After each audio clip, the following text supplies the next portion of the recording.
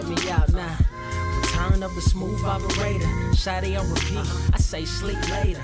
This another favor. Consider me your neighbor. Lost a lot of fam in pursuit of the paper. She gon' catch the vapors when we slide by. The way I speak my mind, it's like I peak my prime, but I ain't close. I cruise through the night air. Fantasy a dream. Real world is a nightmare. Like Claire battling the brainless. Learn to live shameless. Talk about me alive, but claim that I'm nameless. You aimless. So I'ma style on them. They washed up. It's a rap. Throw the towel on them. Gaining miles on them. Otakus for the win. Tacos, it depend on the mood that I'm in. Like Finn when it's time for adventure. This some new blue. Get ready to enter my mind for a few. Come and take a ride with the crew. I'ma show you how to recoup days lost when you vibe with the blue. Come vibe with the blue. Yeah. About time to regroup. Fly, got my eyes on the view. Never hear lies, only truth. Realize why they vibe with the blue. Vibe with the blue. Vibe with the blue. Vibe with the blue. Vibe with the blue. Vibe with the blue. Vibe with the blue. Vibe with the blue. Vibe with the blue. Vibe with the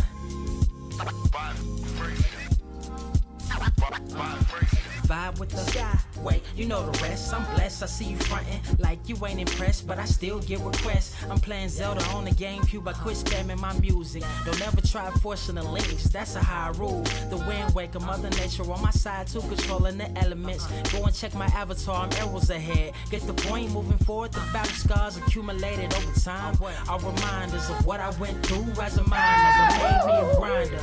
The trees broke down for this loose leaf. If life's a game of death, I'm Bruce Lee. Ooh wee.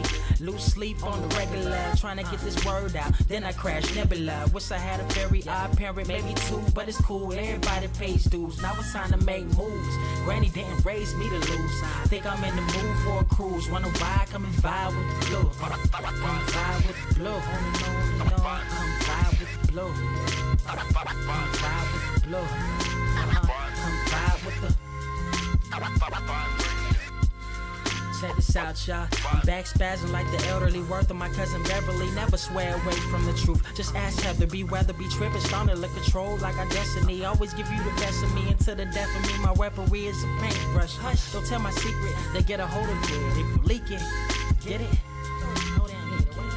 As usual. It's cool. Got you covered though, look. But let me get back to that cool-ish, loose-ish. Why they still lying? They don't do this bad at board games. Whole world clueless, selling their soul for Roof Chris. Who's this honored fella? Need a slice, extra mozzarella. Crew fly, let God propellers. Humanity born like they don't trust fun. Why you dodge to tell her? You don't know, but my odds are better. Life's a gamble, depending on who holding the cards. You can start living at large or it's bon voyage. Charge it to the game. Me and you ain't the same. I'm thinking bigger pictures. Why you still shrinking the frame? Ever blink in the rain? It helps when your eyes dry. Mob with the bright minds. Think you funny, wise guy? Midnight marauder with a new tribe. Tired of the fake. Come and vibe with the blue sky. Come vibe with the blue sky. Why do you try? We get them high. Take them high. What I do? Come vibe with the blue. Yeah. Come vibe with the blue. Pass what up? Vibe with the.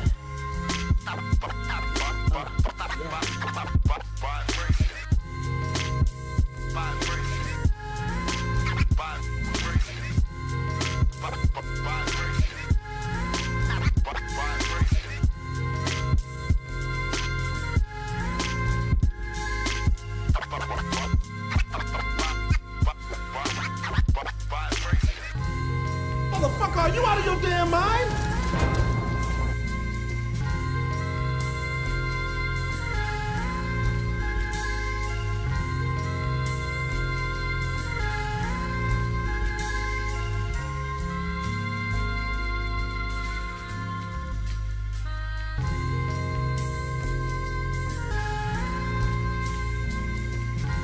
I have seen everything that has ever happened, ever will happen, ever could happen, and yet, what the hell is this?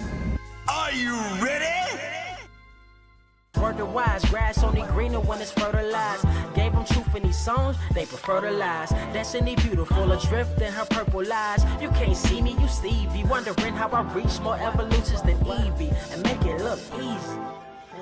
Dream on, yeah. Dream on, dream weaver.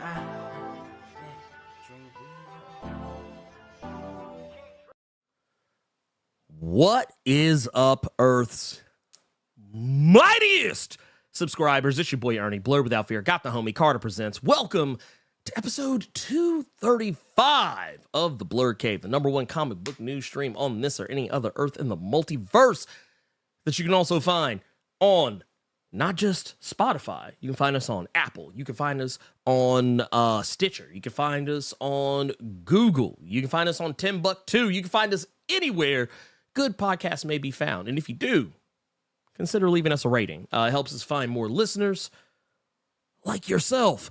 Carter, we have got a show, man. We got a show today. We got some stuff to talk about. Yep. But first, I want to ask, how you doing? How you been? So I'm trying to catch up on books that I have received from people or that I just wanted to, that's been on my shelf that I know my ass need to get to. I have been stuck on Far Sector for about a week and a half now. I'm finally at the end. And I'm about to send R. Kelly into the hole right now because they said, "Ooh, it's Carl Thomas, aka Carter Presents. We're gonna go ahead and get you up out of here for a couple seconds." Oh man, well, man, don't do R. Kelly like that. We got to get you up out of here for that violation you just gave me. But yeah, I've been trying to finish this, but something always comes up. I'm actually finally going to finish this thing after we're done with the show today, and then I can continue with that Ta-Nehisi Black Panther. I can get back on that. Then honestly, I've been in the mood to reread Bitterroot. I've been in the mood to want to reread that, honestly. But yeah, man, I'm just trying to catch up on books. And I'm also trying to, after I edited that hunt video I sent you this week, and Superior Spider-Man #2 came out this week. I kind of want to. Man, do you think?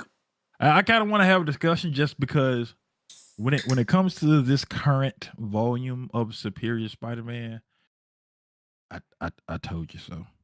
I like all of y'all watching right now live. Shout out to you, all you all that are listening on Spotify, all you audiophiles. What up, my peoples? I told y'all so. I told y'all this is what that book was gonna be, and I was right. I was right. So yeah, I'm gonna fuck around and just make a video just confirming and throwing it in y'all faces. Like, you get that water on you real quick when somebody trying to wake you up. You know what I'm saying? That real quick. I told you so. I told you so. I can't hear not a damn word you saying, big dog. Oh, my bad. I forgot I was muted because I was opening a drink and I didn't want to be rude. Because you said it really excitedly too. So I'm like, goddamn. Oh no, I was just saying I'm not against any of this. I'm not against any of this. But no, we've got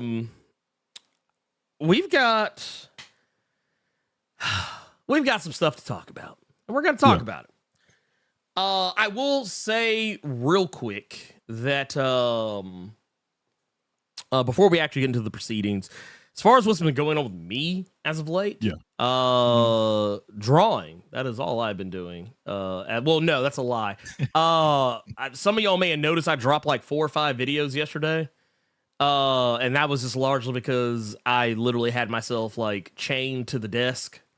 I made myself finish those videos and put them out.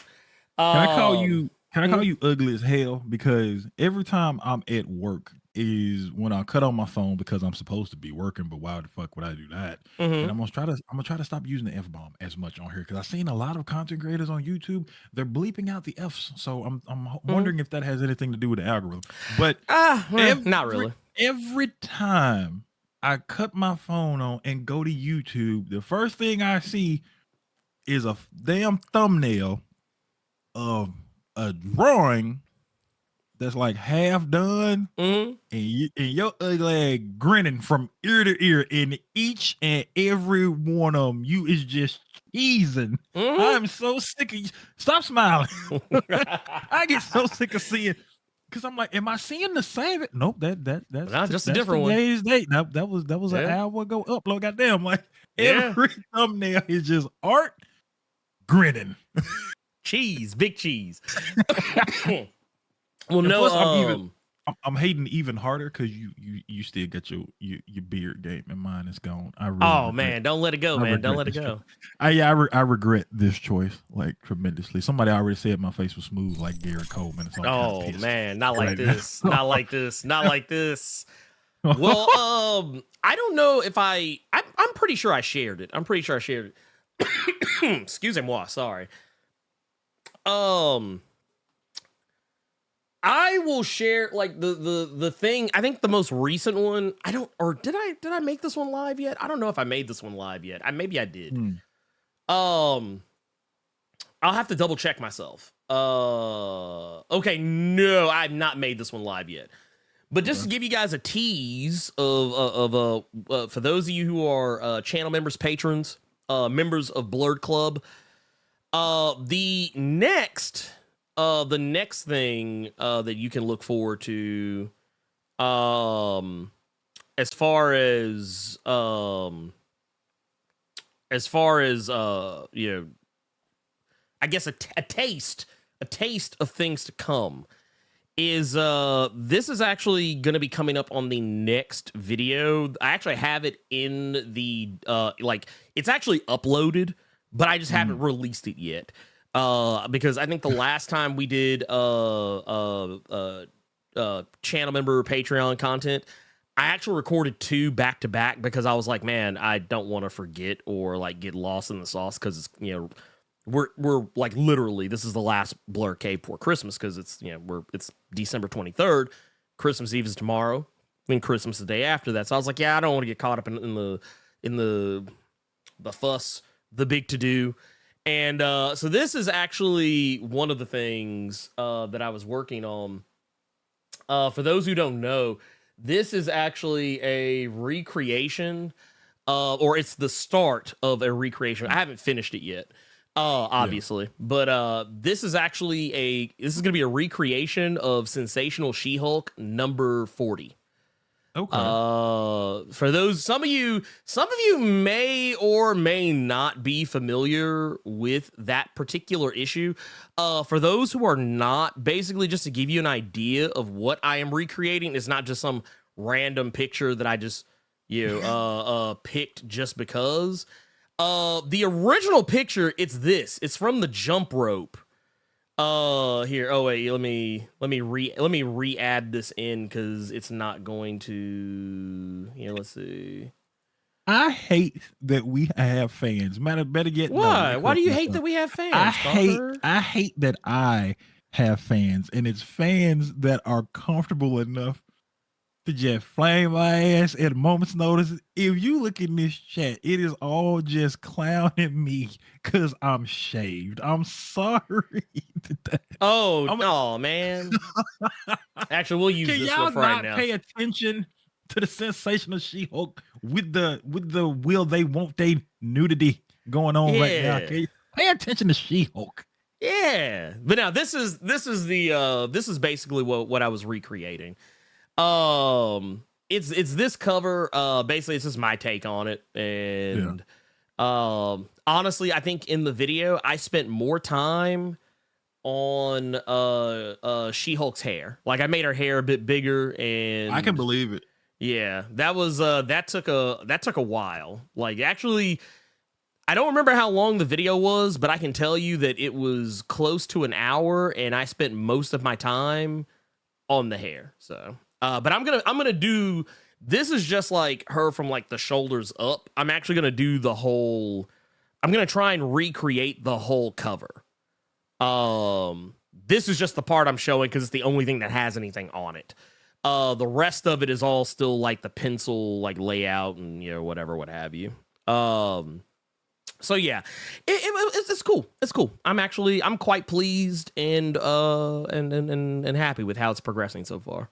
You just got referred to as the Bob Ross of he just heard the Bob, right? He is the Bob. Ernie is the Bob Ross of YouTube, but I've never met a black man that was named Bob Ross. So I feel No. like instead of being like, "Hi, this is Bob Ross, and we're gonna be doing some wonderful art today," I think you are more so, "Hey, my name is Jamal Rogers. We painting like we paint up here." No, I saw DI Universe. Hey, what's going on? This is actually one of the homies here. It's actually my local homies. Okay. But they said, "Did I draw this digitally?" Yes, I drew it digitally. My art doesn't change very much, but the process definitely changes. But yeah, I drew it digitally. Yep, did it digitally. Okay. I've actually gotten a lot better at inking. And actually, I don't know if I should share this or not. I don't, because it's technically not ready. No, I'm not gonna share. We'll share it later. But yeah, I've actually been at my desk a lot more. Like not this desk, but the desk that's over there, my my drafting table. I've been at that more. I think what was it, Thursday night after the live stream. I spent a lot of time at that table drawing because I got new pens. I used to not like using the pens that you had to dip into ink to ink because I had a bad experience with them in school, and I just never wanted to fuck with them again. And now I'm finally making myself use those. So is it safe to say that the Grill Master arc is concluded, and now we're going into the art major? Are we done with the you know what? I tell you what. The Grill Master arc is only on hold because it's cold outside. Oh, look at him. This month you are ugly as hell. So your art is the filler arc for the Grill Master. Well, no. What kind of bullshit is that? Oh no, the art arc is like one piece. It's just gonna go on forever. But the Grill Master arc just kind of comes and goes. You know what it is?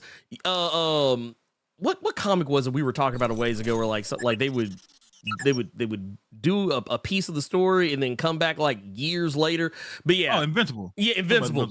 Invincible. You know how like when Mark would throw the trash, he threw the trash up in the air, and then we just never knew where it went until like 20, 30, 40 issues later. That's what the Grill Master arc is.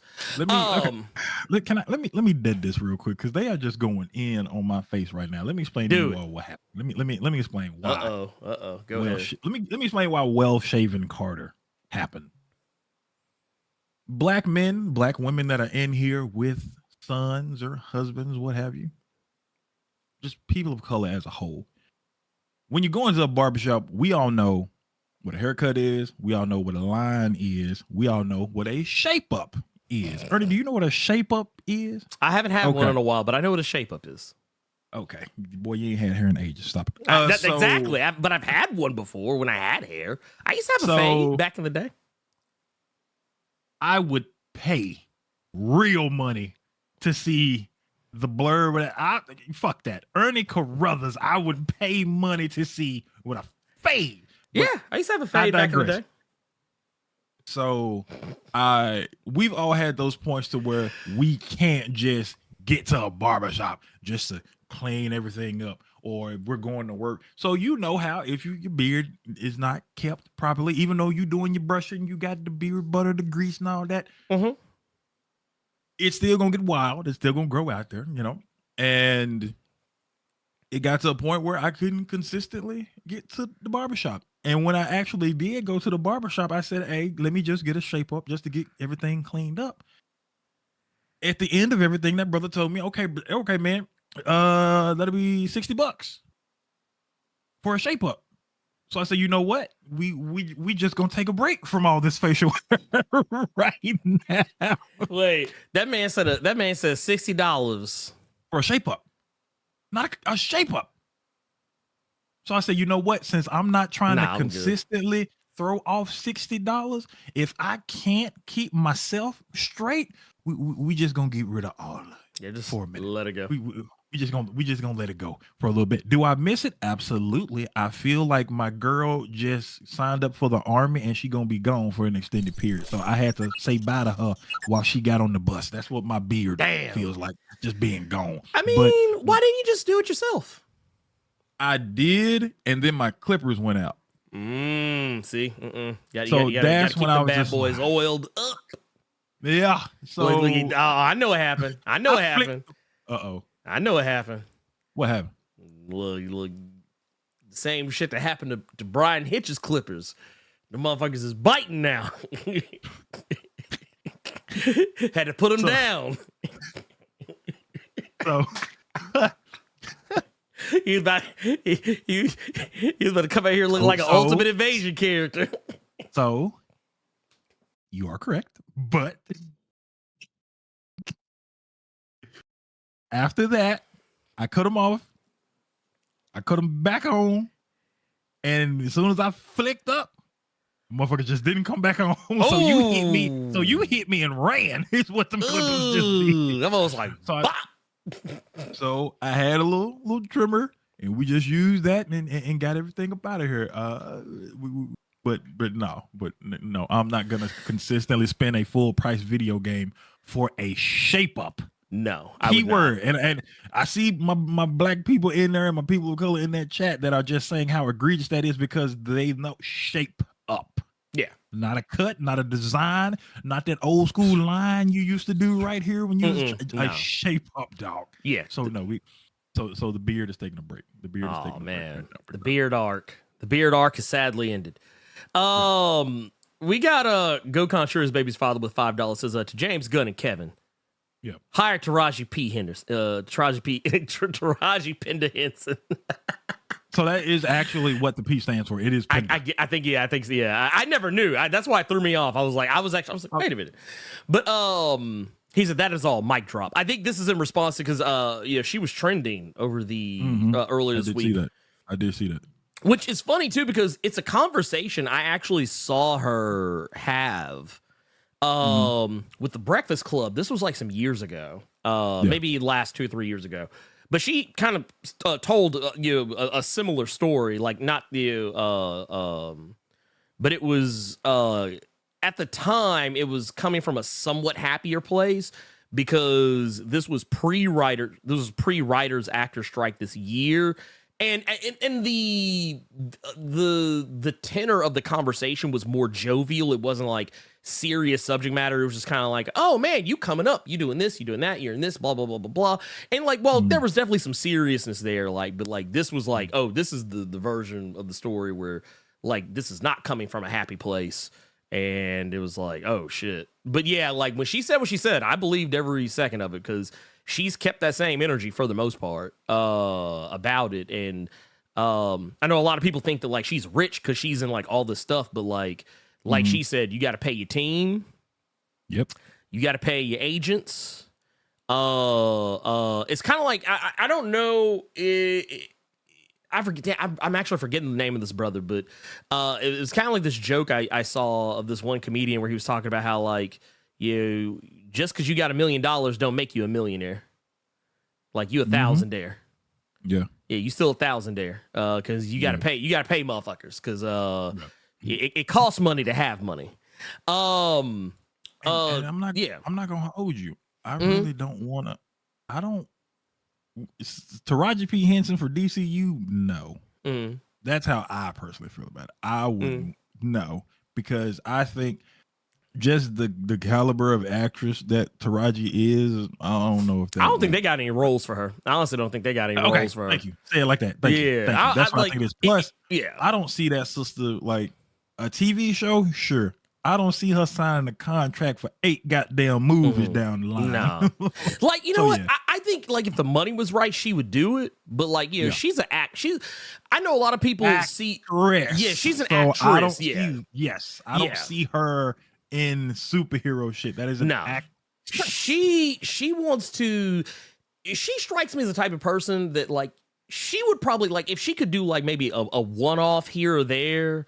I think she would do that. Yeah, just something to have fun. But like, I feel like she would eventually want to get back to doing like like actual like film, like feature films. Yeah, feature like, and not even just feature films, but like she like doing stuff that she's passionate about, like doing something that like you always hear people like actors say, oh man, I like.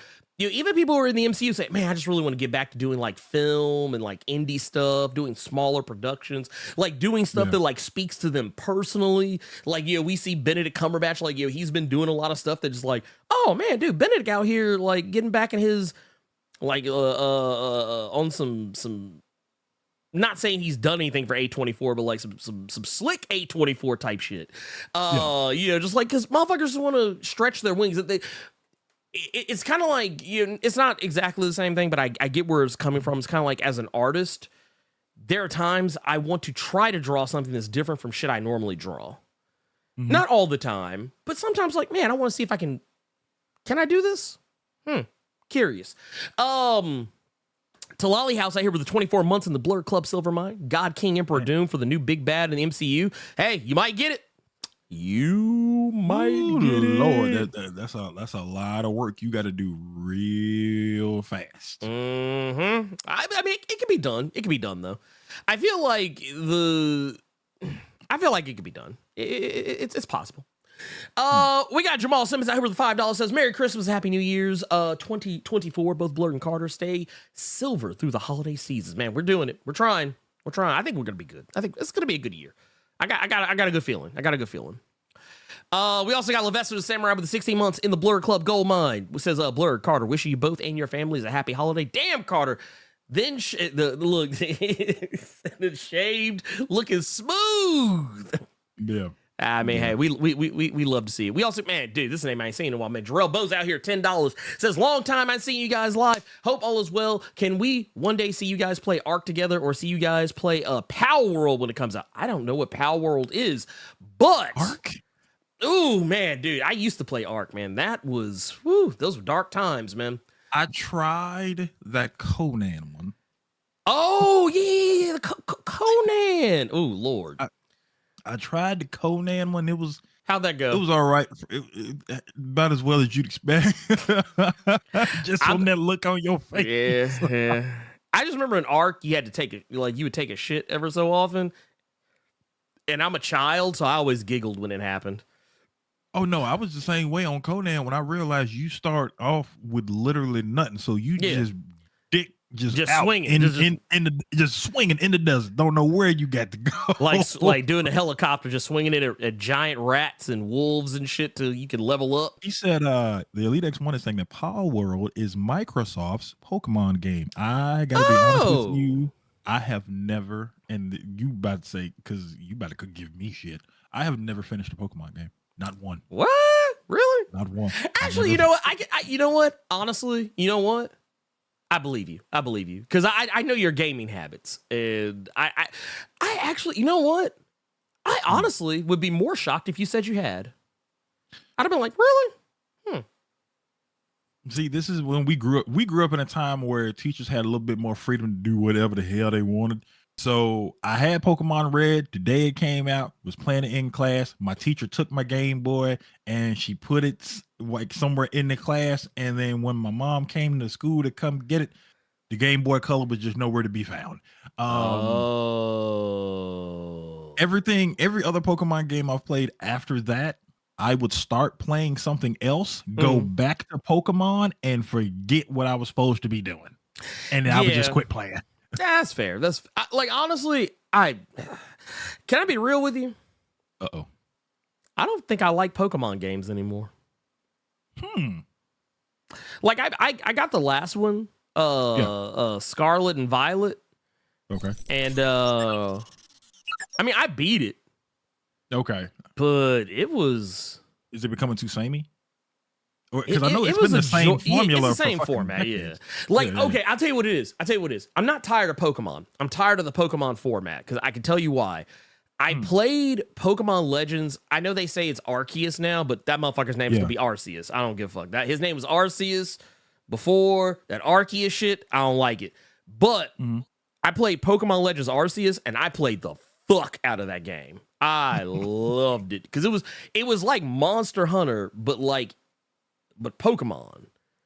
Okay. Yeah, not saying you're fighting anything. Well, I mean, you do fight stuff ever so often.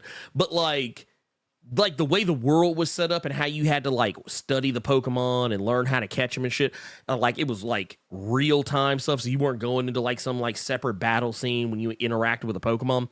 I really liked that. And then Scarlet came out because I was like, oh, maybe they're gonna make Scarlet more like this. Cause I was like, if that's the case, I was like, that's gonna be fire. And then I get Scarlet, I'm like, man, this is just the same old Pokemon that I've been playing for I don't know how long. And so I beat it, but it was a joyless affair. It was a joyless affair. Damn. Like, you know what it was? I hate played it. Ooh. Yeah, I hate played it. So I looked up the Palworld. It is literally what somebody said in the chat. It's Pokemon. It's Pokemon. With guns, though. Oh, that game. I might play that game. I might. That's where they got the Pokemon. The Pokemans is strapped. Yeah, the little motherfucker. It looked like got it the looked like a Raichu, but it brought out a Yeah. minigun. Mm-hmm. Yep, I know exactly what you're talking about. What the hell? I've never heard. What? Yeah, remember because you know what it was? They showed it off. They showed it off at Summer Games Fest. This year. I think it was Summer Games Fest. Whatever the other Jeff Keighley thing is, that's not The Game Awards. Yeah, that's not the Game Awards. That's basically what it was. But I remember because like everyone was like freaking out. Everyone was freaking out because they were. Yeah, it was like, oh, dude, this looks like Pokemon. And then all of a sudden, like I said, the Blickies, the straps came out. The straps came out. And everybody was like, oh my god, like what's going on? Like, this is the motherfucker right here. Hear me. What? See, look. Yeah. Bruh. Y'all Yeah. piss Raichu off for real.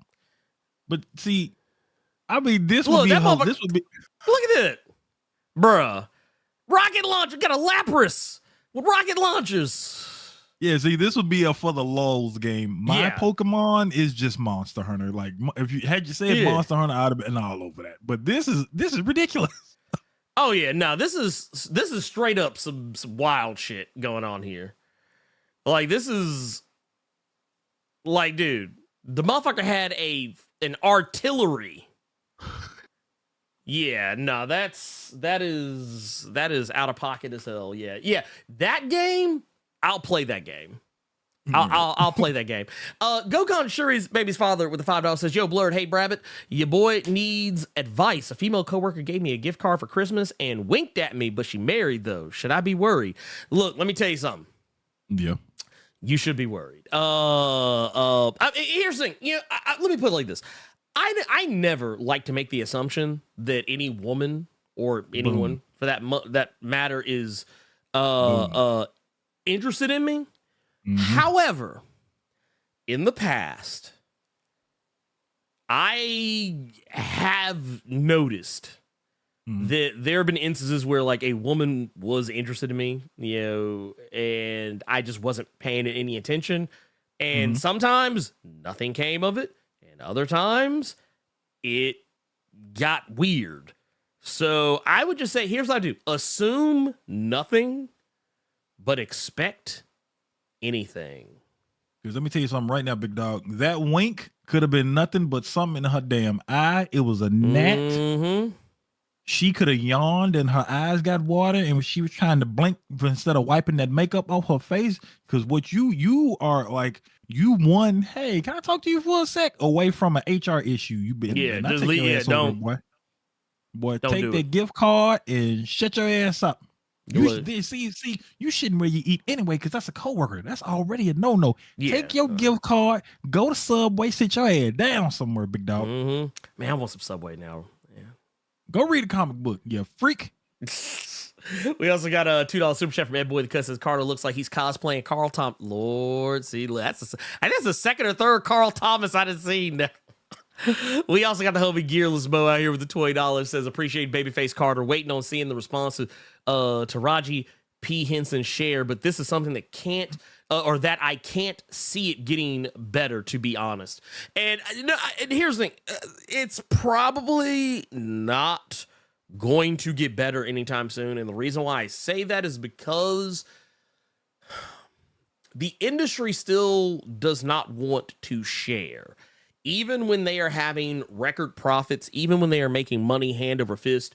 Like, to be fair, you know all that go woke, go broke shit that people were talking about with Disney, how like, oh, the Marvels didn't make all the money, so therefore Disney's going broke. Here's the thing, people, this is the narrative of that situation people aren't talking about.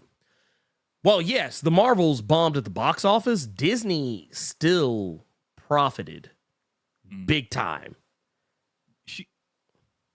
She's right though. Like they're not getting paid. I give you No, they're an not. example, and then we can go ahead and move on. Yeah. Omari Hardwick, Ghost from Power. Yep. He was on an episode of The Pivot. It's a sports podcast, and he was on there with a couple of guys I'm a fan of. But he was talking about the fact that even though to us this is a lot of money, but to them and their way of life, Power is on Stars. Stars is premium cable, right?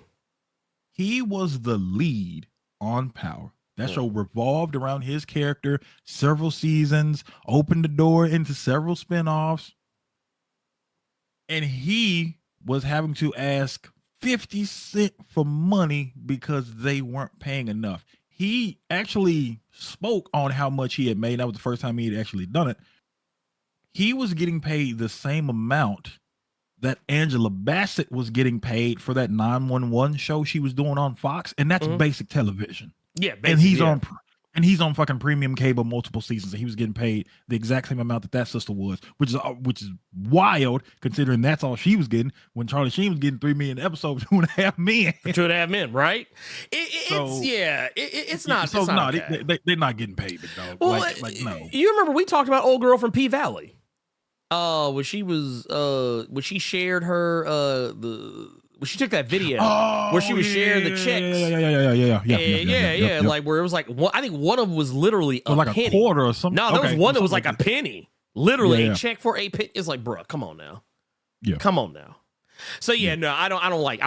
I don't like that. I think they do deserve more. I mean, yeah, it's you pay people what they're worth. And like I know some people are gonna say, well, what about teachers and stuff like that? Yeah, pay them too. Pay everybody. Yeah, pay everybody. We've been saying teachers and shit for ages now. And I agree. And they finally get sick of it and just giving you the middle finger and finding something else. Yeah. Oh yeah, no, a mutual of both you and mine. I'm not gonna put their business out there, but like a mutual of you and mine, whose wife was a teacher. She got the fuck up out of Dodge because she was like, they don't pay shit for the amount of work and effort that you have to put behind it, the amount of schooling you have to have. And she was like, no, I'm up out. Bye. She went and got a better paying job that was way less stressful and has not, and for a person who I know loved what she did, has not looked back. Yeah. So that ought to tell you something. We got this is Tyrone D here, and then we're gonna jump into our topics. Tyrone D says, I have to miss most of the live stream for today, but I wanted to come through and show my support. Happy holidays. Hey, we appreciate you. Thank you for dropping in. We got the Spotify's and the podcasts and the Stitches and the All Elite. All that. All right, there you go. Yeah, like I said, man. Hey, look, go do you. Do what you gotta do.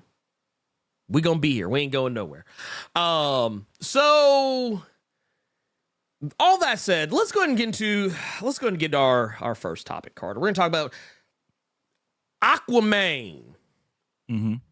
Aquaman and the Lost Kingdom. The sequel to the $1 billion franchise, the $1 billion franchise that DC had during the DCEU period. Carter, did crazy question I want to ask you, just because why not? We're here. Let's do this.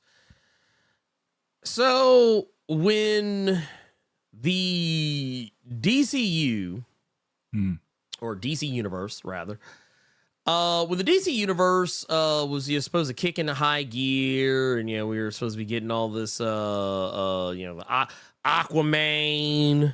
Lost Kingdom and all this stuff, like, actually before even the DC universe kicked in, like, this movie is something that's been sitting on the shelf for a long time. I won't even say sitting on the shelf. This is a movie that had been in development for quite some time. Carter, do you remember when this movie was first, like, announced as even being in production? Do you remember?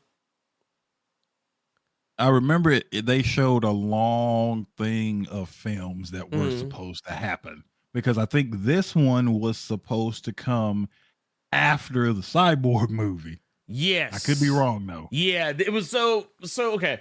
When they made the announcement of all the movies that were going to come out after Batman v Superman and Justice League and all the other stuff, there was supposed to be Aquaman movie, this was supposed to be a Flash movie, this was supposed to be a Cyborg movie. I think at one point the Flash movie was supposed to be like Flash and Cyborg, or they were supposed to have like a Flash and Cyborg movie separate of a Flash movie and a Cyborg movie. There was supposed to be a Nightwing movie. There was supposed to be a Batgirl. There was actually supposed to be multiple Batgirl movies that just kind of came and went. There's supposed to be a Green Lantern movie. Then there's supposed to be a Green Lantern buddy cop movie.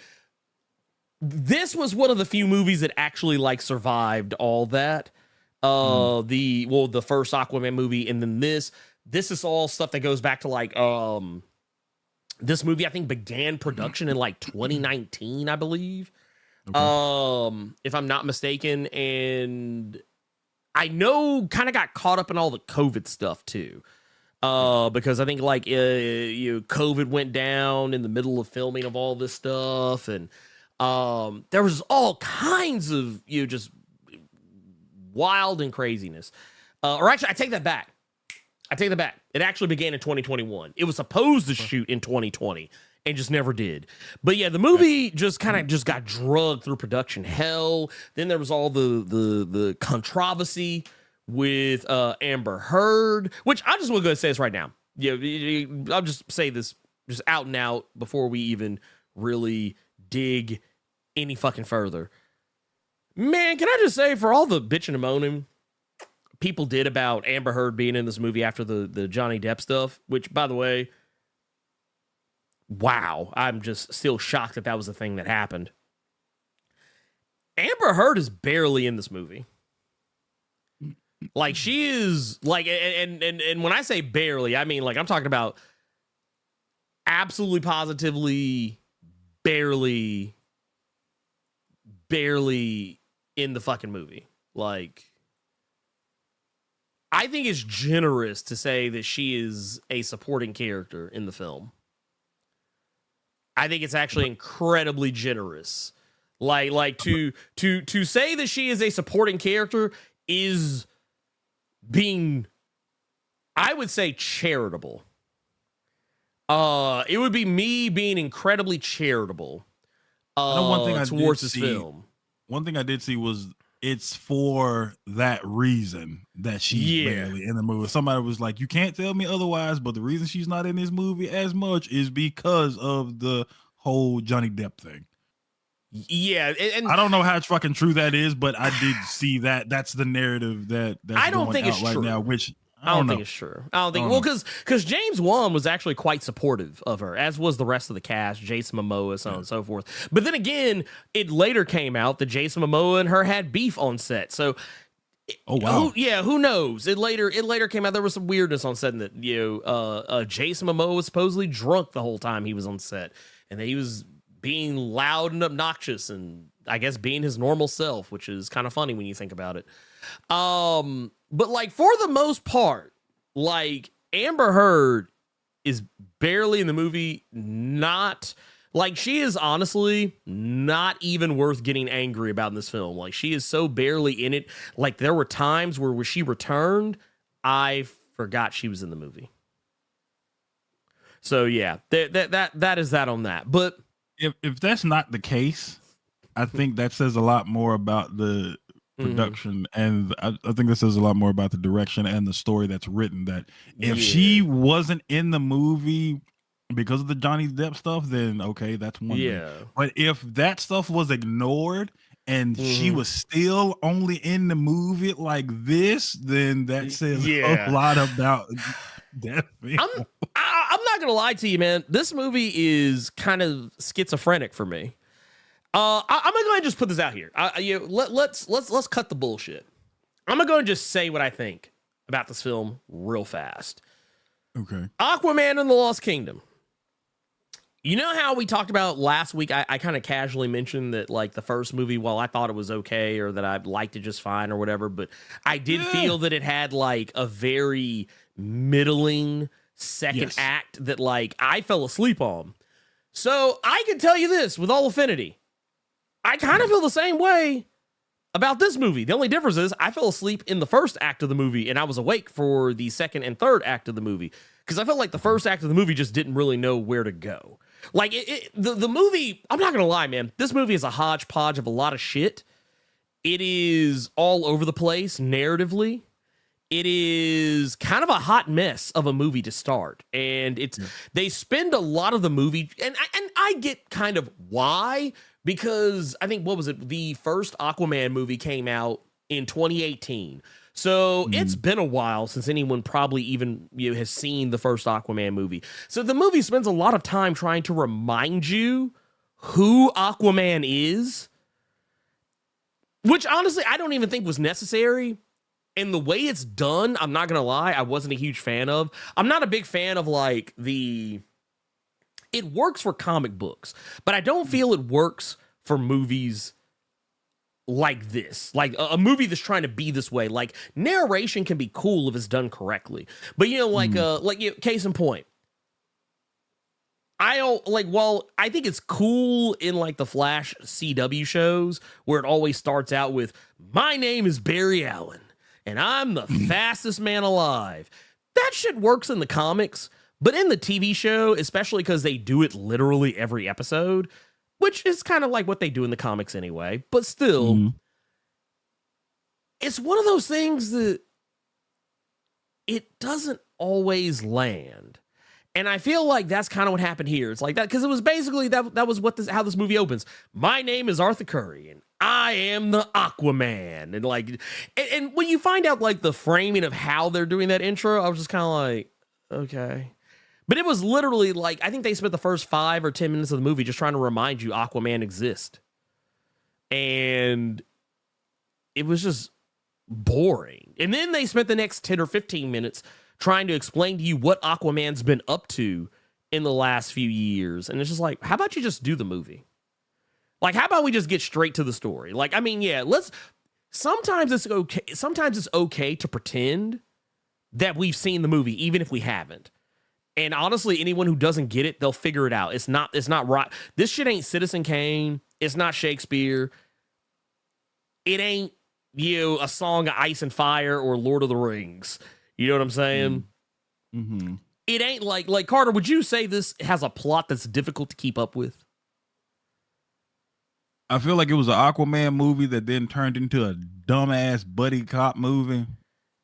Like that's how I feel. It was an Aquaman movie that got turned into a buddy cop movie, just not a particularly good buddy cop movie with a lot of things that were happening. It was a movie that had things happening in it. Yeah.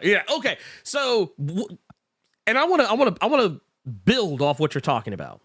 Mm-hmm. This movie, I could tell, and it's funny that this news came out the day that I went to go see this movie. I found out that, did you know that James Wan is up to direct a Call of Cthulhu movie? I did see that this morning. I saw it this morning. So James Wan, he's going to be adapting the H.P. Lovecraft story Call of Cthulhu. And there's a lot of Cthulhu-isms. There's a lot of Cthulhu-isms in this movie. There's a lot of elder god-ish shit. But you know what else it has, Carter? This felt like he just really wanted to make a Lord of the Rings movie. That's what this felt like. Like the whole time I was watching this, I almost like in the back of my head, I was like, oh, this is Aquaman and the Lord of the Rings. This is Aquaman and the Fellowship of the Underwater Rings. This is what this is. And it's sad because like there's a lot of like if you were a person who was a fan of the Lord of the Rings movies, and I think this was in Return of the King, I believe it were, where Aragorn goes to the Lost Kingdom that I don't remember the name of, but it was like a Lost Kingdom of Men where like they're all like the green ghost and shit. If you were one of those people who said, man, that part was really cool, I would love to see a whole movie that was just that. James Wan kind of gives it to you in the third act of this movie. Just to kind of, without going too much, deeper into it than that. But yeah, this is a buddy cop movie because the whole premise of this film is that Aquaman, who is the king of Atlantis now, he's got a baby that don't look shit like him. He's still married. He's married to Amber Heard's character Mira, and he's having to deal with all this craziness because we've got the return of Black Manta, who found the one ring, or rather the one trident to rule them all, and is being, how we talked about the Lord of the Ringsness of it. That's basically what it is. He finds the magic MacGuffin ring of the Lord of the Rings, only this time it's a trident, and he is so powerful now, Aquaman can't fight him the way that he used to, so now he's got to reach out to his baby brother, Orm, the same guy who was acting a whole goddamn fool in the last movie, Ocean Master. He's got to pull him out of, the dirt, out here looking like broke ass Jesus.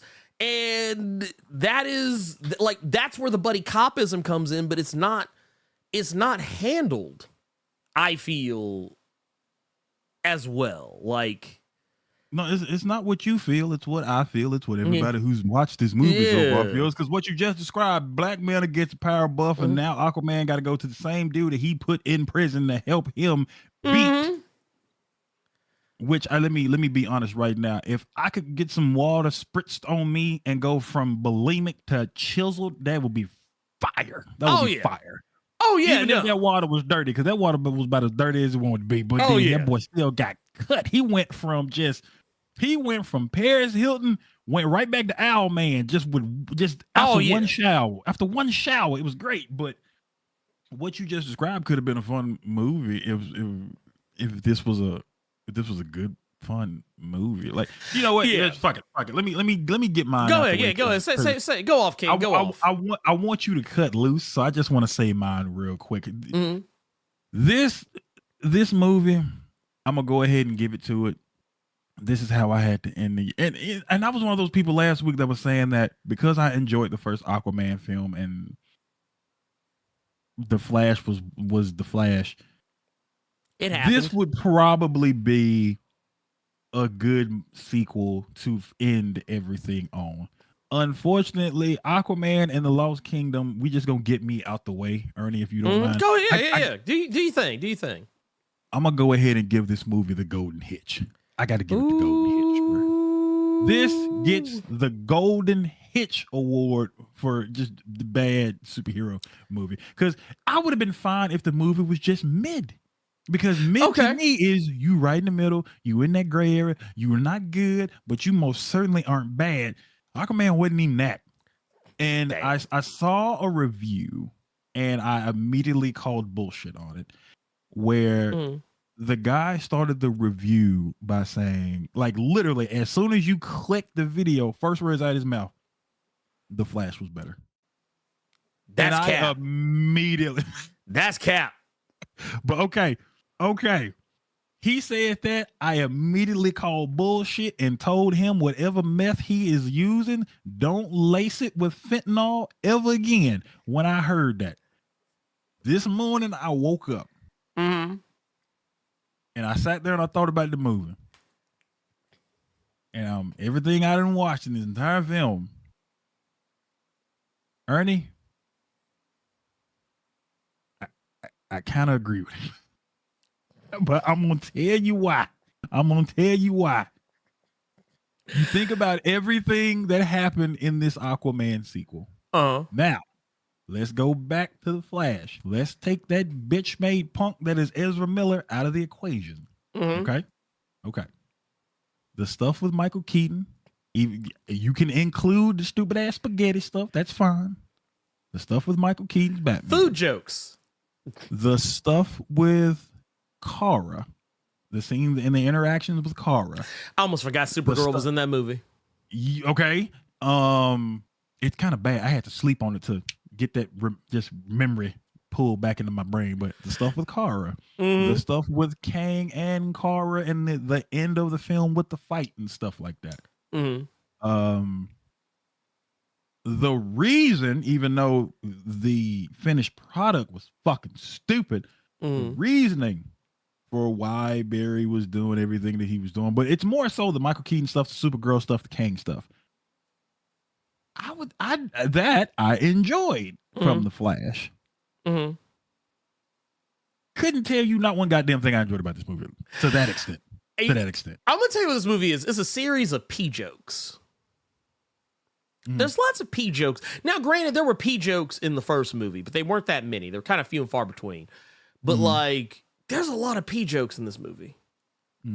Like urine jokes, specifically just straight up urine jokes, and they're not funny. Like, not even the first time. Okay, here's what I'm gonna say. I took my daughter to go see this. She liked it. Destroy it. Oh wow! No, okay. she liked it. Like, I asked her, I said, so what'd you think, baby girl? She's like, I enjoyed it. Okay. I was like, okay. But to be fair, while she could be very, even as an 8-year-old, she could be pretty critical of shit. Like, she's very open about what she doesn't like. But she was just in it for the fun. So she thinks P jokes are funny. She thinks poop jokes are funny. I knew that's why you brought. She also she cracked.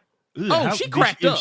She laughed. If you tell me she laughed at the roach joke, yes, your daughter is a menace. Oh yeah, she laughed. She thought it was funny. She thought it was hilarious. I mean, she thought it was gross too, but she thought it was funny. But I mean, you know what it is? I was like, you know what?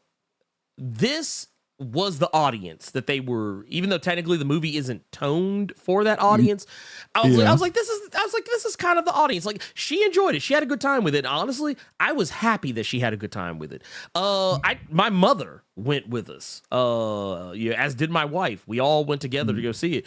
And, for the most part, I think everyone that went with me enjoyed it. I think I was probably the only one who came out of it cold, but like, I looked at it for what it was, and it was kind of one of those situations where even for them having liked it, my mother, her reaction was basically like, "Oh yeah, I really enjoyed it. I mean, it was fun. Had a lot going on. Yeah, there you go. That I was like, that tells you everything you need to know right there. Even my wife was like, yeah, that stuff happening.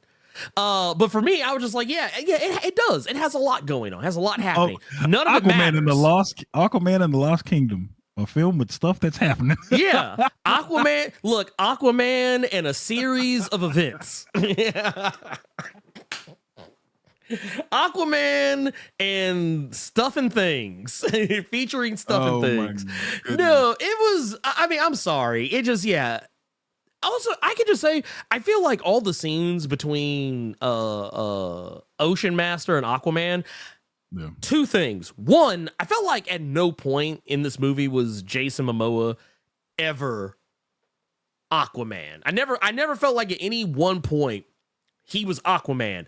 I felt like this is just Jason Momoa in an Aquaman suit. And he was not even in the suit a lot of the time. Like, there were a lot of moments where he was literally just, you could tell that motherfucker literally just showed up on set. The clothes he was wearing didn't come from wardrobe. That was probably his actual clothes.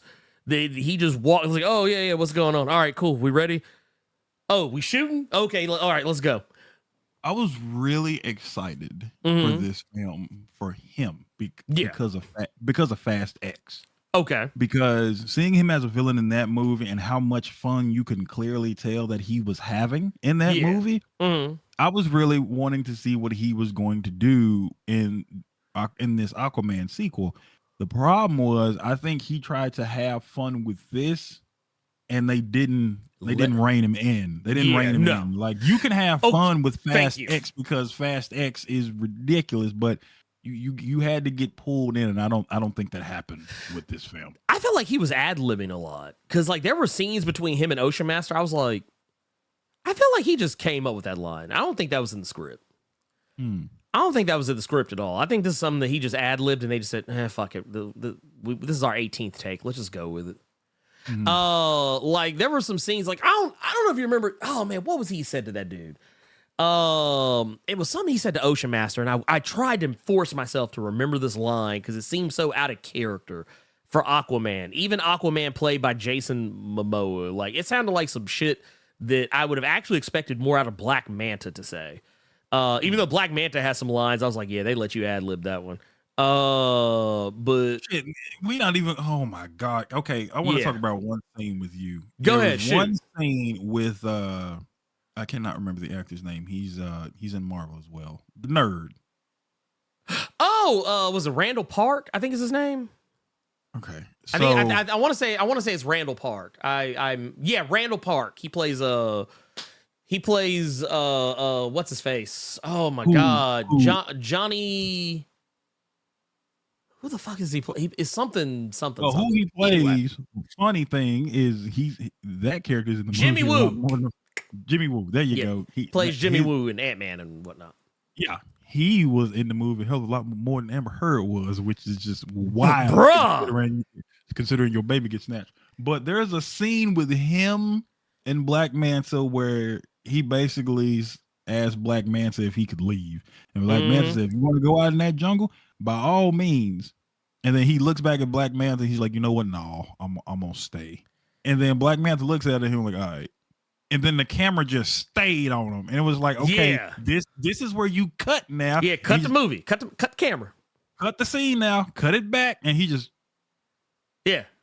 And then and then it cut. I'm just like, what the hell was that? The directing in this was just, it was nasty. And Black Manta. Black Manta was bad. I'm not gonna Black Manta. Okay. Yeah, you know what? I tell you what. Let's do this. Let's go ahead and say it right now. Sugarcoat it. You was quick and to the point. Rip the Band-Aid off. We're gonna go into spoilers because I think we both kind of already said how we feel about the movie. You didn't care for it. I'm in a weird place with it. I don't hate the movie, but I for goddamn sure don't like it. This is a movie that while I'm never gonna watch this again. No. I'll never like it. Like even when it comes to HBO or not HBO, but when it comes to Max, I'm like, I'm never gonna watch this again. Like if it's on, I won't like it. Like if I come in the room and like if Cynthia or Sirs are watching it, like when it comes on Max, I'm not gonna get up and leave the room, but I'm not gonna like be like, oh yeah, let's watch this. No, it's gonna be like I mean, if y'all want to. That's how it's gonna be. I wouldn't even do that. I would try to recommend something else that I know they would enjoy that was better. Like I couldn't even I couldn't stomach that. But like, so this is one of those where I gotta steal Jeremy John's little saying where you'll forget about this movie in T-minus 20 minutes after you done finished it. Oh yeah, like I said, I was having I remember the plot for the most part, but I honestly couldn't tell you too much else about the movie other than the stuff that like was egregious to me. Yeah, like I don't even remember I don't even remember any fun being had. Yeah. Like, I just somebody else said it in the chat, and I can't see who said it. I don't feel like scrolling right now. I'm being lazy, but they said that they went to sleep during the film. I nodded off as well. Yeah, I'm about to say I nodded off at the beginning, like after the introductions and stuff. After the introductions and the recap and well, this is what Aquaman's doing now. I'm not gonna lie, I was out cold for like I judging by I think this movie's like 2 hours and 14 minutes. I'm gonna say I missed a smooth 20 minutes of the movie probably. When I woke up, it was when I tell you what. Here's when I actually like fully came back to is when Black Manta attacked Atlantis. Like shortly before that, like when that was getting ready to happen, that was when I kind of came back into it. And I was like, okay, cool. And then like I kind of counted backwards. I was like, okay, I missed about 20, maybe not even 20, maybe 15 minutes of the movie. I probably missed 14 minutes of the movie's runtime, if that. But like, it wasn't anything that was just like, because I even asked, I was like, is anything going? They're like, nah, you didn't miss anything. I was like, okay, cool. The initial fight scene when he's talking to his son using the action figures, that was fun. When he had just beat up some henchmen and was trying to get back in the house but hit the fire truck and the baby started crying, that was fun. That was cute. That was cute. That was cute. Let me see. This right here. The whole well, never forget, Warner Brothers put this out, The Flash and Black Adam, but yet canceled Batgirl because they thought it was bad. Facts. Dude. Facts. And now I want to know. I actually want to see, so one of two things is going on. Either Batgirl was really that bad, or it was actually good and they just don't know what good is, or it was just okay. They just didn't have fucking faith in it. They just didn't have no fucking faith. Actually, I agree. That's what I think. They had no faith. I don't think they had any faith. Yeah, that is. But this is without question. This is actually my first, because I don't know if we're gonna do the Blerd Awards this year, but this is my first. We are. Okay, yeah. This without question is my first golden hitch. Oh, yeah, Aquaman 2, without question. We didn't even talk about CG and none of the other bullshit. Oh yeah, wait. Somebody had just pointed out. What was they said the damn octopus? Oh, actually, yeah, it was Sir Yuri said, yeah, was it Topo, whatever, had more scenes than Mira in the goddamn movie. The goddamn the cephalopod. Here's the thing. You all know that we weren't really vibing with this movie because you all know how we do reviews, especially if we do predictions the week before. We see what was right and what was wrong. We don't care because this movie wasn't good. I will say this. I actually went back. I was right about one thing, and we're going to talk about it here in just a minute, but that's okay. it. Also, Jamal Carr says, so Rebel Moon is a better watch. I'm unsure how I feel about it. You watched it, I did. I'll talk about Rebel Moon when we get to recommendations. Okay. Trust me, it's not going to go the way you think. Do you guys think they were trying to get that Thor-Loki chemistry? I feel like at one point I could have sworn I heard Jason Momoa refer to Ocean Master as Loki. I mean, maybe I misheard, but there was one point where because it was where he was joking with him a lot. And there's a point, I swear to God, I thought I heard him call him Loki. But it was not seriously, but jokingly. You got to be more specific on that one because all he did was joke with Ocean Master. Yeah, no, it was when they first started, they were walking through that jungle together, and they were just, like I said, it was a blanket scene, but it was they were ribbing with each other, and he kept referring to him as different names of other shit. I remember that part. He called him, I swear to God, I swear I heard him call him Loki, and he called him two. They were basically all names of characters. Little brothers. There were little brothers who were also evil. Mm-hmm. Or Quotey Fingers evil. You know, they're in the chat. They're saying, yeah, he did call him Loki. Okay, there you go. Thank you. Okay, so I thought I heard that, but yeah. He said I should just waited to watch the Color Purple remake. Yeah, honestly. No, you know what? Actually, motherfucker No. You know what I wish I would have went to go see instead? Because I think Iron Claw is actually out now. If I'm not mistaken, I think that. Yeah, okay. Yeah, we should. If Cersei wasn't with us, we would have gone to see the Iron Claw. I don't know how heavy. I know that the movie's gonna have me crying. I already know, but I don't know if Cersei would be able to sit through that.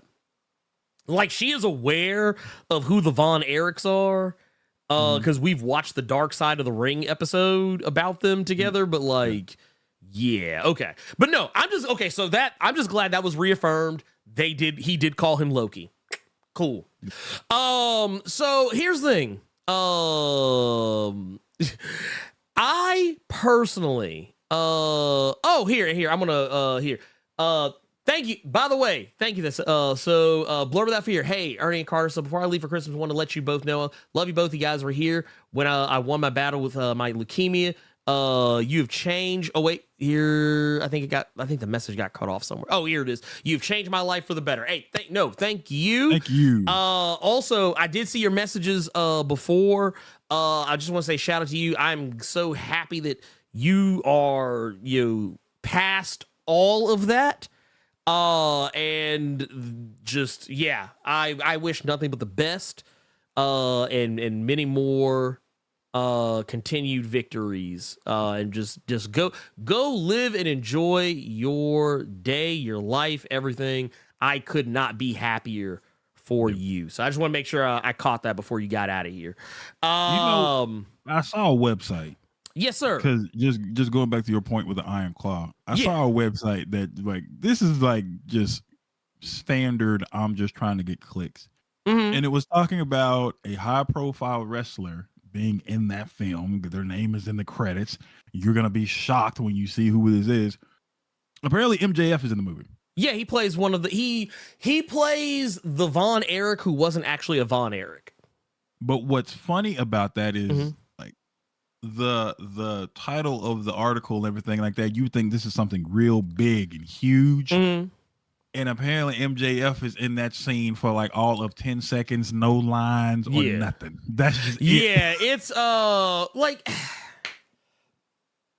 Because I mean, honestly, I don't feel there's it was really good. Yeah, I did hear it was really fucking good. The character he plays, I say character, it's an actual person, but the person he plays is such a non-factor in the story of the Von Erichs that like I'm like, yeah, I don't expect them to spend much time talking about him because he was not even actually part of the family. He was a guy that they brought in to spice things up. Storyline wise, and I don't think any of the brothers actually liked him. I don't remember, but anyway, and Elite X1 said they actually did cut some of his scenes, which I'm not surprised by either. But all that aside, let's get into the spoiler part of it so we can actually talk about this. Actually, wait, I hit the wrong button. There it is. That's the right button. Bam.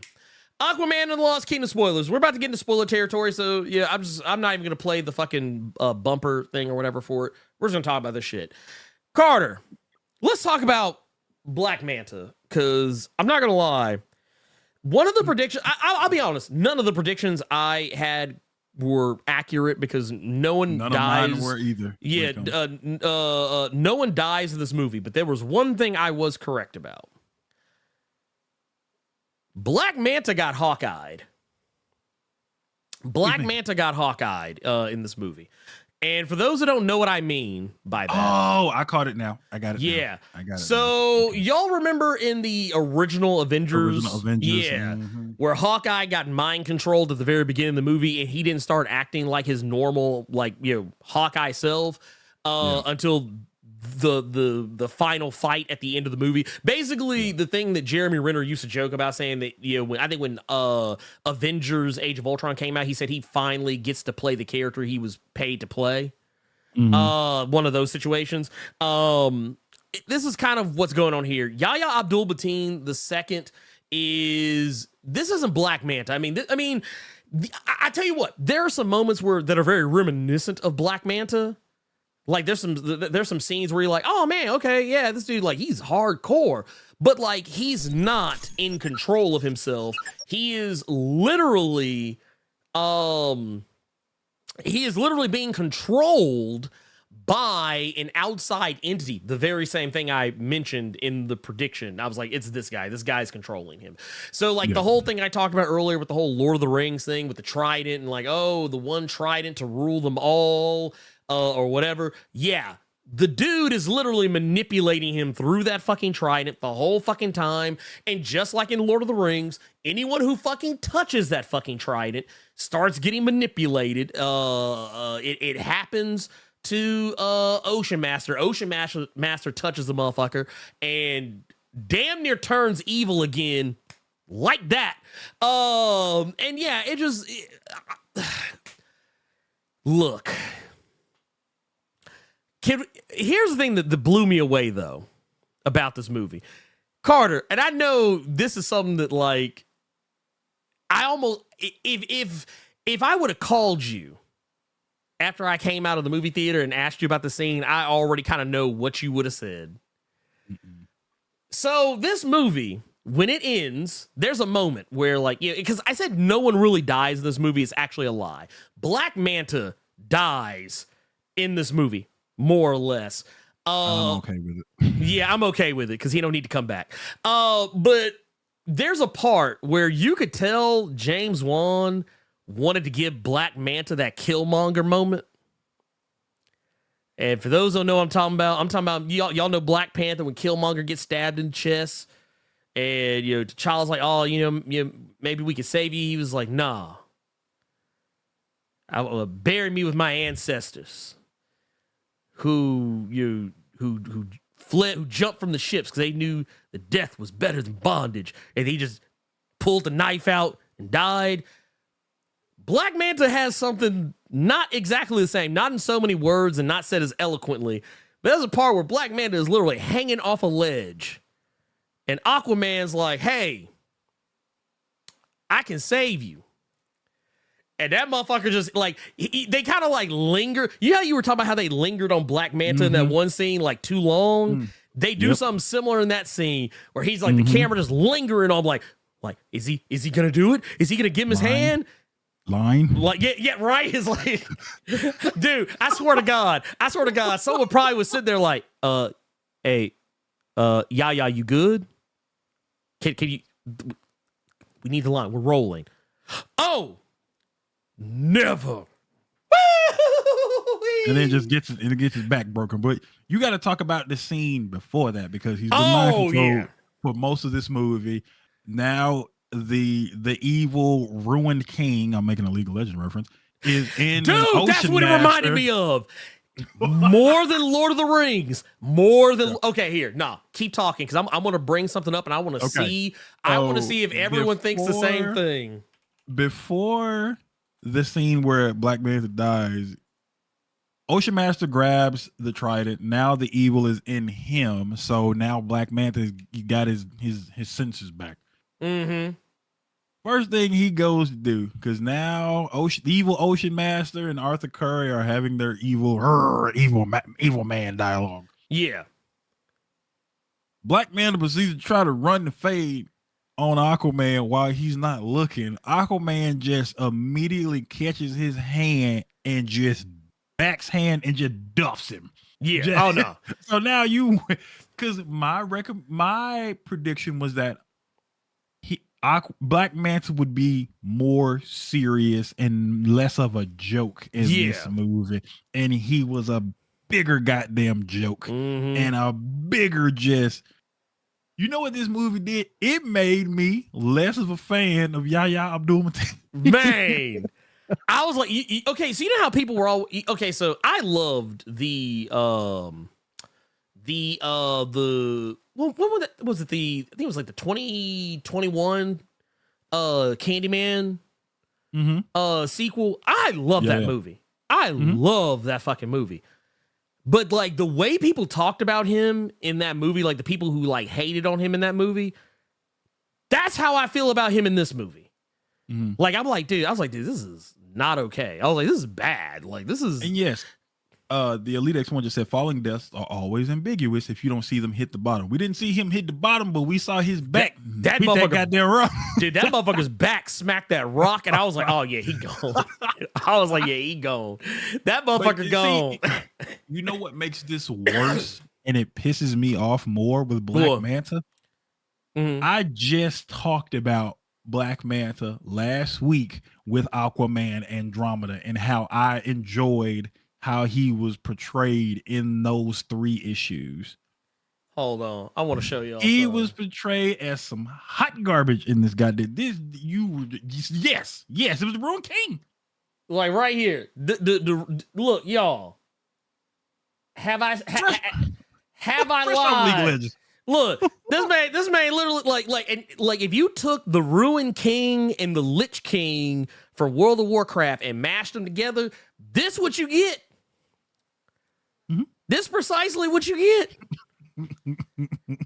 Also, can I just say they got that brother from Game of Thrones to play the not Ruined King. That dude was in the movie for like all of 2 seconds. That had to be the easiest check that motherfucker ever got. I was like, because like when I was like, oh, they actually got somebody to actually play him. I was like, oh man, y'all got this brother. Ooh man, damn, ain't that about a bitch? I say brother, it's a whole white dude, but I hate when this happens, but yeah, like if I see that Yahya is in a movie now, I'm gonna be less inclined to watch it just because of how he was. I ain't gonna lie, that put a bad taste in my mouth. Dog.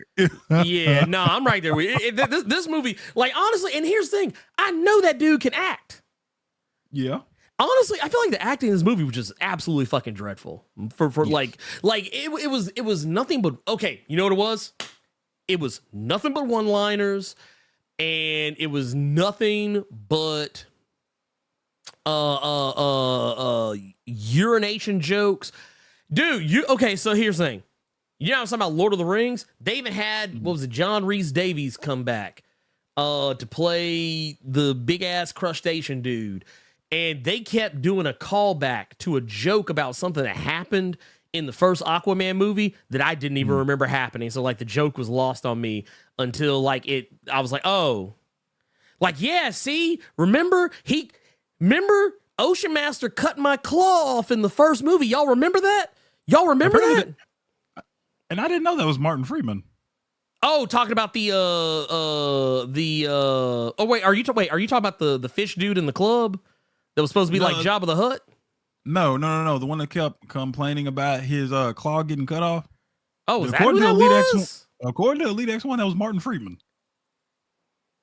Hold on. That's that. I thought that was it sounded like John Rhys Davies. Shit. I don't know, or maybe he was just doing a good impression of him. But no, while you looking that up. Yeah, go ahead. Yeah. John Battle in Blerd Club Gold Mine for 31 months is saying, fellas, I wish you both a great holiday and thanks for another great show. You saved me money on Discount Tuesday at the movie. Bruh. Okay, no, that was John Rhys Davies. That was the Brine King. That was John Rhys Davies. Y'all did this in my Twitch. I wonder if he was talking about Martin Short. Because Martin Short did play Kingfish. The dude that was supposed... Yeah, Martin Short. The guy... you remember... Yeah. Okay. The movie turns into Star Wars, like, somewhere in the middle. And it's fucking hilarious to me. And I don't mean in a good way. They really tried to make this... Okay, like I said, this is a Frankenstein of a movie. So this movie literally turned... It tried to be Lord of the Rings. It tried to be Star Wars. And honestly, this sounds like a criticism you're probably going to hear again later. That's because it is, because I'm going to bring this up again later. The Brine King, that was John Rhys Davies. And then, where's the dude's, where's old boy? Where's old boy? Dude, did you know, like, Dolph Lundgren was in this movie more than Amber Heard was? Yes. That's what I was laughing at. Yeah, really. Dolph Lundgren, Ivan Drago, the Punisher, the original Punisher, was in the movie. Bo. Since you're bringing that up, I got to bring this up because a lot of the times when we saw Dolph Lundgren, it was underwater with that. Why did the hair look better in the first movie when they was underwater than this one? Because there's a scene where it's him. Is Arthur Curry, and I think it was Nicole Kidman's character. They were all talking about trying to figure out how to break out Ocean Master, and this is when I could tell the CG was nasty. Yeah. You all know when you're playing video games and it's a third person and your character is communicating with another character or something like that, or like a Fallout game where like their mouth is moving but it's not moving with the goddamn word that's being spoken. So it just looks like this. All you audiophiles, y'all don't know what I'm doing right now, but y'all got an idea. Just think about them old like PS2, PS3 games where the mouth wasn't moving with the words that was being said. It happened with Jason Momoa, but again, they didn't cut the camera quick enough to where all you got to do is rewind it and you can see that his mouth and the words he is saying do not go together, and then they cut it off real quick. They cut, yeah.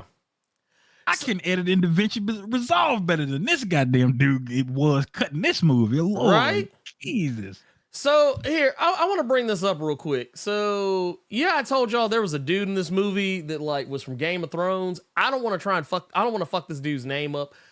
I'm gonna do it anyway, I guess, because his name is, I think it's Pilo Asbaic. He's got a Norwegian ass fucking name. Norwegian like a motherfucker. This motherfucker right here. This is the dude who plays the Not Ruined King.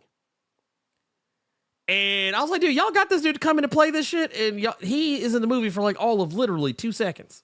I did not know that was him. Okay, that was him. That was here because I was going back. I was like, he was the dude that got whooped in the Game of Thrones because he hit the one dude in the balls, but the dude didn't have balls anymore, and he sprung on him. And yeah, sprung I on did him. see that. Yeah, and sprung on him. I remember that. Yeah, and then he was the motherfucker in the Samaritan. Look, I forgot motherfucker was in the Samaritan. That's the only scene I've seen from that movie, and he caught it. Oh yeah, that's his ass from Game of Thrones right there. Game of Thrones. Oh shit, I forgot he was Bato in Ghost of the Shell. Lord have mercy. Oh, this is actually the best movie I never seen this man in, Overlord. I fucking love this movie. But no, anyway, by the way, I don't know if you, speaking of, I love this guy. I don't know if you ever seen this movie called Run, Sweetheart, Run. It's the movie that it has that girl Ella Balinska, the girl that was in Forspoken. Oh no, you said Forspoken. Yeah, she was in Run Lola Run. No, that's Franca Potenta. That's Franca Potenta. Okay. But no, Ella Balinska, that's the black girl that's in that was in the Resident Evil Netflix show. And she played the main character on the Forspoken game. Gotcha. Yeah, no, that's her. But yeah, dude, when I say I got nothing on that, but yeah, it's dude plays, I don't even want to say what he plays, that's kind of half the fun of the movie, but it's a silly, dumb horror movie, but I do recommend it just for a one-time watch. Man, we also got Gillism out here hitting us for the 100. Yeah. But it says, this is actually a message he's tagging, Be the Christmas Miracle. Says, amazing, happy holidays, and my support to all of you and your loved ones. Hey, thank you. Thank you for showing some love. But man, I just want to say here real quick, before we move on to our next thing, because we do have other stuff to talk about, oddly enough. Before we jump off of that, I want to just say, I appreciated the messaging that they were trying to have at the end of the movie. About you, and it was actually kind of a message throughout the entire movie of trying to about planetary awareness and being aware of taking care of your environment, all that stuff. This is all stuff that is right at home in an Aquaman anything, because that's kind of his thing anyway. But I appreciated a lot of that stuff. That stuff was actually okay, but it did kind of feel ham-fistedly like thrown in sometimes, because it was almost like, okay, yeah, this is a thing, and then like it would just be forgotten about for a while, and then would come back up later, be like, oh yeah, that's right, the planet's getting fucked off. And they'd be like, okay, back to P jokes and jokes about the octopus, and jokes about cockroaches and hamburgers. I just want y'all to know this. The last DCEU film ends with Ocean Master eating a cheeseburger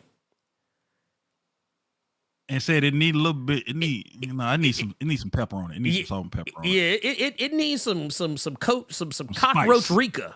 Some cockroach paprika is what it needs. that is what the DCEU ended on. It didn't end on George Clooney. It didn't end on George Clooney and Ezra. Actually, that's okay. And losing a tooth. And losing a tooth. Which, by the way, I gotta say, these last 3 or 4 DCEU outings. Can we just? Oh, here's what I want to say. This is what I was trying to get to. Can I just say, when a cinematic universe is dead in the water and we already know that you're moving on to something else, because let's be real here, we've known about the DCU for a while now, and we've known since like I think shortly before Black Adam came out, we knew before Flash came out. We knew before Shazam! Fury of the Gods came out, and we knew before this came out. In all of these movies, you can just tell they were just made to just get it over with. And I kind of that's what it felt like. It felt like we're just going through the motions. It's just like, okay, yep, like you know those movies where and I'm sorry, I'm about to be graphic here for a moment, but I'm gonna preemptively hit the danger button on myself. But you ever like watch those movies or TV shows where like the dude is like, you know, getting down with his girl and like he just think he doing something, and then the camera is on the girl face and she just like like it just ain't hitting. Like he thinking he taking her to another universe, and she just like, nah, I'm still in the same universe. She's like, I ain't even out the neighborhood. She said, I ain't even out my house. That's what these last few DCEU movies have felt like to me. It feels like DC is like, yeah, see, and I'm just like, yep. Oh, baby. That's what it feels like right now. But no, can we, like, in the future, when we know that a cinematic universe is dead, can we just say, all right, well, let's get rid of all this shit and move on to the next thing. Let's stop wasting people's time and move on. That's what I feel like should happen from now on. Like if tomorrow we learned that the MCU was going to be getting rebooted. If we found out, tomorrow the MCU is just over, it's done, it's failing, they got to reboot it to fix it. Instead of just releasing movies to set all that up, just stop. I mean, unless you're going to release some heat. If you're gonna release some heat, cool. But if you're gonna release some bullshit, just keep that shit to yourself. Like, show that at a watch party amongst your friends, at your mansion or something. Don't put that out there for the general public consumption. Just don't. Or if you're gonna do it, release it like they did that old work print version of X-Men Origins Wolverine, where that shit was just all over the internet, and you could just watch it to your heart's content. Or like, you remember better yet, the Roger Corman Fantastic Four that was never released theatrically. Do it like that. Somebody put that shit on Daily Motion or on Vimeo or some shit, and we just watch it whenever we want. Yeah, exactly. Jonathan Stewart said, should have had a V8. Yep. That is precisely yes. Like, no, it's like, no, we got to hit them with the Morbin time. I mean, like, yeah, when your cinematic universe is toast, just let it go. Stop trying to spark it back up. Don't try and spark it back up. It's over. It's on the rocks. Let it go, and we're all better for it. I think we would all be better for it. Carter, this is something that we're going to talk about that you didn't know about was happening. The news broke recently. I say break like it was people were running in the streets like, oh my god, it's happening. No, nothing like that. So we got word of the next X-Men thing. The next X-Men thing that's coming. And since this is a channel that deals a lot in X-Men, I figured it was good to talk about. So we all know that this coming month in January, we're going to be getting the Fall of the House of X, Rise of the Powers of 10. And that is supposed to it's supposed to kind of take us into the end of everything for the X-Men, like the end of everything for the Krakoan era. There's also going to be like X-Men Forever that comes shortly after that, I believe, that's going to be somehow tied in, and also I think is even more so tied into this than it is anything else. But it actually, let me ask you this, Carter. Did you see the X-Men Forever I did not. Deal or whatever the fuck it was supposed to be? So they did a thing a while ago. This is I want to say I shared this on Twitter. I want to say. Yeah, I believe I shared this on Twitter. But let me see if I can actually, I'm gonna see if I can actually get this to pull up correctly, because like it wasn't doing it earlier. Okay, yeah, it's doing it now. So yeah, this is like the cover for this is gonna be Kieran Gillen and Luca Maresca, I believe. That's a fire ass cover though. I'm not gonna hold you. Yeah, that is that is basically, this is gonna be tied in to the Fall of House of X, Rise of the Powers of 10. So take with that what you will.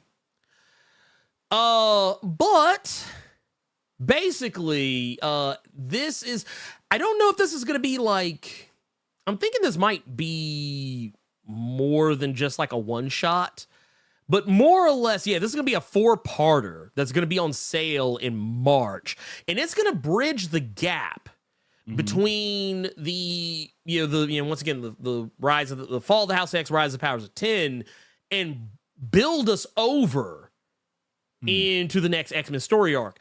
For those that are curious about what this per se is about, it's actually listed as by Kieran Gillen saying this is his coda for the Immortal X-Men series. To reference something that a series that Claremont wrote, like, boy, this better hit. Yeah. This better hit, because that's the X-Men Forever that I know, is the stuff that Claremont wrote. Right. This. So if you say it's on that, boy, you better knock this. Now, if the cover is in the indication, you got some ideas, but boy, you better knock this out the fucking park now. Right. People already are going to be putting that shit on a pedestal with you naming it X-Men Forever. So, pooch. So basically, what we have to look forward to, it says X-Men Forever will be a 4-issue limited series coming out in March, building upon the dramatic developments currently unfolding in the pages of Immortal X-Men, including the quest for Dominion, the interpersonal conflicts of the Quiet Council, the escape from the White-Hot Room, and of course, the divine intervention of the Phoenix. And it's also said that it's implied that the Phoenix might die in this. I don't think that's going to be the case, but I feel like I don't think it's going to be the case, just based on the nature of what the Phoenix is. But I mean, if they did that, that would be weird and probably piss off a lot of people. But the thing that comes after is this. This is here. I'm gonna zoom this out a little bit just so y'all can see a little better. This is X-Men From the Ashes, which is going to be coming out in July of 2024. It's supposed to be the kickoff of the all-new X-Men line. A lot of people have already started making a lot of speculations, and I think it would probably be a safe assumption of what those speculations are. I know a lot of people have been dreading the return to the mansion. This is actually more echoed by the fact that the logo of the X-Men, it's going back to the old school. Yep, it's going back to the old familiar logo that everybody fucking knows. And a lot of this is, honestly, I think it's just brand synergy happening, because we've also got X-Men 97 coming out, which I think by the time that line shifts, the X-Men line shifts, I think X-Men 97 might be out by then. If it's not out by then, it will be shortly, because I know there is a prequel comic that is coming out on the 27th of March of this year.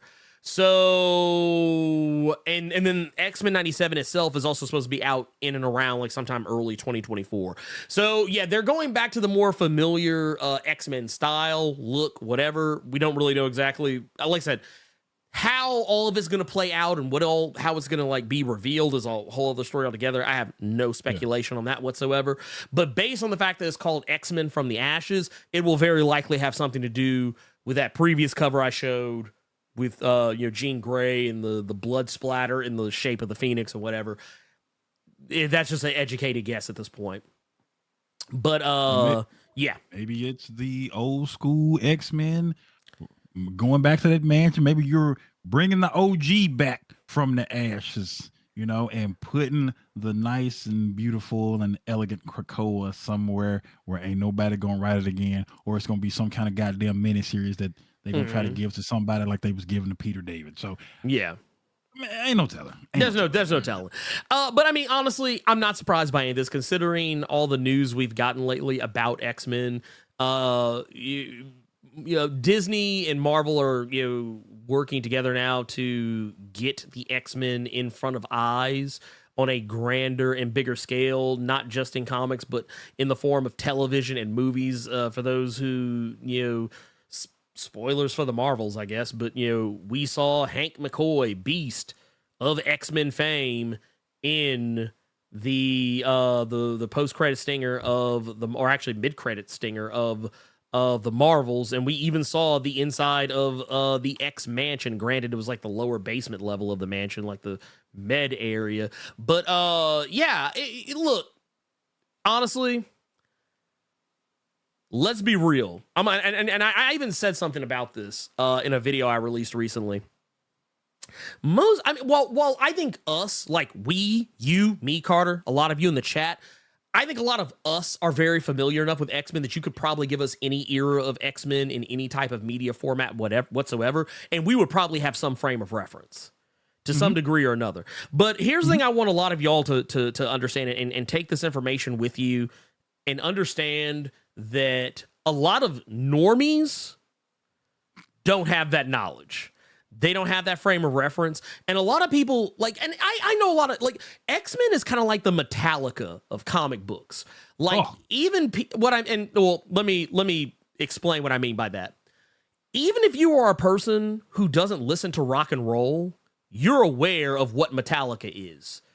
Like Metallica is a big enough entity that even if you are not a person who even likes rock and roll with the passingest of interest, you are at least tangentially aware of that there is a band called Metallica.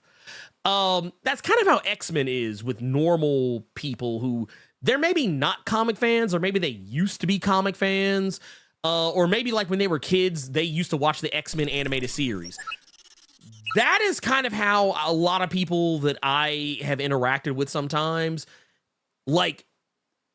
case in point, I remember someone tried to argue with me about something regarding the X-Men, and I laughed in their face because I knew when they told me, when they said what they said, they weren't talking about the comic. They were talking about the animated series. A lot of people's knowledge about the X-Men comes from one place. And it's not the comics.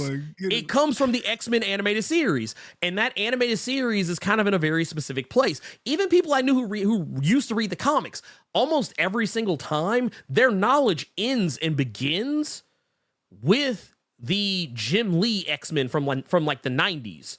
That would make me so goddamn mad. They sitting there trying to have a conversation and they bring up that goddamn cartoon. Because someone was trying to tell me, someone was trying to argue with me what Nightcrawler's actual origin was, and I was like, that was they showed me a clip from the animated series, and I was like, that's not his origin anymore. When people used to try and argue with me about Ms. Marvel and Rogue, they were like, oh yeah, in the comics, Rogue put Ms. Marvel in a coma for decades and we never saw her again. I was like, no. Ms. Marvel was in a coma for all of actually not even a whole issue. It was between issues that she was in a coma, and she was up and walking around and hanging out at the X Mansion while Rogue was walking around with her powers.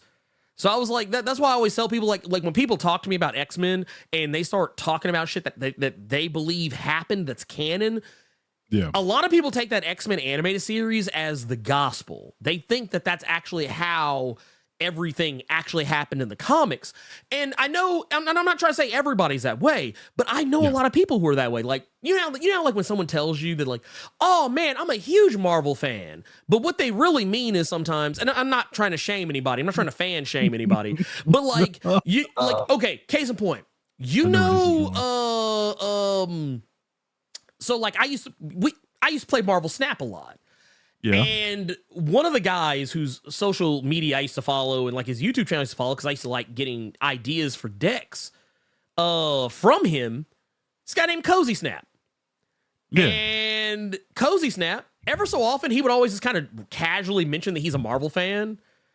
But like, he barely knew how to say most characters' names and barely knew anything about most of the characters he talked about. He was a Marvel fan in so much as he probably knew people who liked comic books and he hung out with them. And maybe when he was a kid, maybe he used to read comics. But I guarantee you, he was probably just a kid who his knowledge of comic books probably ends and begins with like an X-Men animated series here, a Spider-Man cartoon there, and the movies. That's probably it. And that's not a bad thing. I don't think that makes anyone lesser for it, but when Marvel and Disney are trying to like put this shit out here for public consumption, they want to make sure that the most people humanly possible can digest it and see something that's familiar to them. So just like how there's people who, when they see Superman, they don't think about Superman with the underwear on the inside. They think about Superman with the underwear on the outside. Just like when they see Spider-Man. There you see a Spider-Man. Oh, Spider-Man, you mean the little nerdy kid who likes the hot redhead chick that that's way too pretty for him. It's status quos. They know the status quo. They don't know all the other shit that like we probably know. And and that's basically it. That is why all this is happening. They are taking us back to status quo. To make you feel a little bit, or to give you even more validation, we got Big Nerd or Bird Nerd in chat saying Cozy does not read comics. I talk to him on stream all the time. It ends and begins with the MCU and animated series. There you go. There you go. Exactly. Yeah, exactly. No, that's exactly. Like, okay, you want to know how I knew? Like, you want to know how I knew? When there was one, I think when Krakoa got introduced as like a location. You know what he used to call it? He called it Krakow. He would call it Krakow, and I don't want to talk no more. I want to move to our next subject. I want to move to Oh, but is no. that the name of the island that Storm just brought back to life in this previous issue? Was that Krakow? That was Krakow. That was Krakow. Ain't that the sound effect that Adam West Batman used to make when he punched you? Krakow, yeah, like what? Krakow and Krakoon. Those are typically onomatopoeias associated with lightning. I don't care about what you're peeing on. I'm talking about that ugly ass word he just said, Krakow. I mean, I'm just saying. But no, it is what it is, though. Like Marvel and Disney, they are speaking to the, and I'm not trying to be mean when I say this. They're trying to speak to the lowest common denominator. They're trying to make sure they get the most people humanly possible. And I'm going to tell you right now, most X-Men fans, that the people who I talk to who say, "Oh yeah, I'm an X-Men fan," most of them, you know what they're talking about? The cartoon.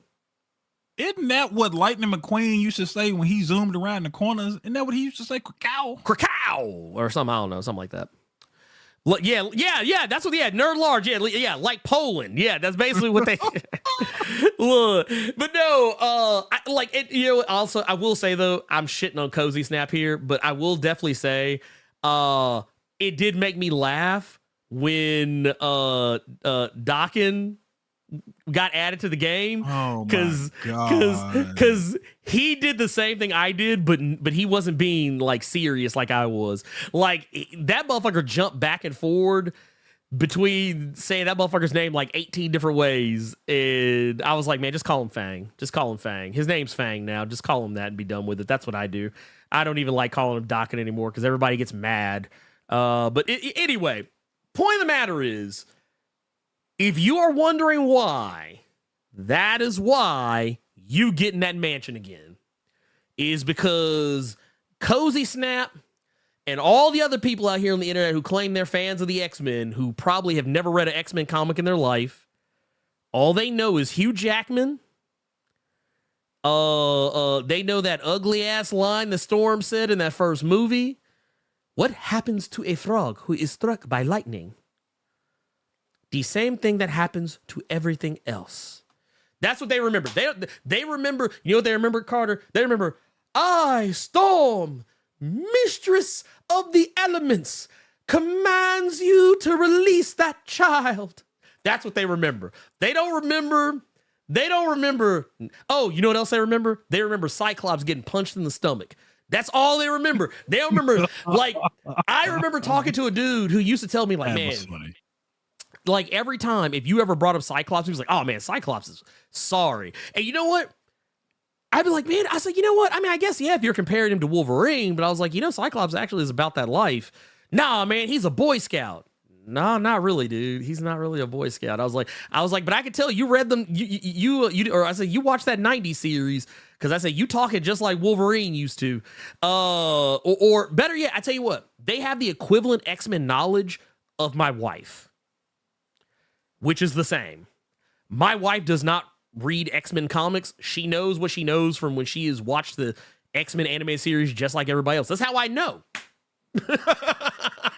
Because I remember, like, if you bring up characters that were, like, depicted as, like, boring, like Quotey Fingers Goody Two Shoes, I said, that wasn't really that way, but I was like, yeah, that's cool. That's cute. Yeah. But I'm nicer to my wife when she says it. But yeah, anyway, all of that was a native saying, just get ready. You're going back to the mansion. Go ahead and get your hall passes ready. Get your book bags together. You've got the school supplies list you need to get together because your ass is going to class. You going back to I don't know if it'll be called the Xavier School for Gifted Youngsters or the Jean Grey School for Higher Learning or the Jean Grey or Charles Xavier Estate for fuckery and Phoenix shit. But either way, you going back to that goddamn mansion and Carter, to paraphrase you, you going back to that mansion, whether you like it or not. Okay? You going back to that mansion. Okay. We got Adrian Mendoza here. Says, happy holidays. Thank you for all the content. I recommend this Indian film, Animal. It's 4 hours of fun. 4 hours? God damn. Actually, now I think about it, what was that movie? RRR or whatever it was called? That movie was dope. I don't know if I could sit through 4 hours. 4 hours of fun for me is something that ain't movie related. Oh, yeah. Well, no. It's not movie related. I was going to say, I think RRR is like 3 hours and 7 minutes, if I remember correctly. But they said it's a great palate cleanser to Aquaman 2. Then I'll probably check that out. Is it on Netflix? I wonder if here, you know what? I have a website for that sort of thing. There you go. Netflix? No. I mean, I have a website where I can just look up where a movie is available. I actually have this movie. I forgot that was the name of the movie, but I actually have it on my list of things to watch. I forgot that's what it was called. So thank you. I will be looking into this. Also, man, we got another one here from Gillis Mo with the 1999 super chat. Says, but where is the mansion going to be? In Central Park, in Westchester, in Limbo? That is probably the best question. I don't know where it's going to be, but honestly, I would not be against. I don't want them to go to Central Park because I feel like they've been in Central Park twice now. They were in Central Park in X-Men Gold. They were in Central Park in the Krakoan era. Put that shit somewhere else. I tell you what, don't put it in Westchester either. But you know what? What would be one cool way to do it is just have the school on, what is it called now? Calrack? Have it there. Have it on Calrack. Have it on that. Let's move on to our next and final topic. This is actually more of a PSA than it is anything else. And honestly, I'm doing this more because I just thought it was funny because Carter and I are both huge fans of Daniel Warren Johnson. And we got some news this week that a web comic that Daniel Warren Johnson made back in 2012 is getting put in print for the very first time ever. Now, I've never read this comic, full disclosure. Never. A day in my life, ever. Period. End of story. But it sounds like something that is right up my alley because it is very much in line with another comic, at least in terms of vibe and look, called Murder Falcon. And this is a comic called Space Mullet.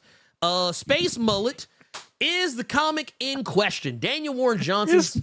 It's your setup just going into Space Mullet.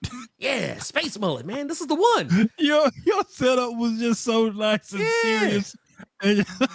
Space Mullet. You know what it is? You know what it is? It's like setting up Alligator Loki. Oh, Alligator goodness. Goodness. But no, you can actually read the webcomic on space-mullet.com.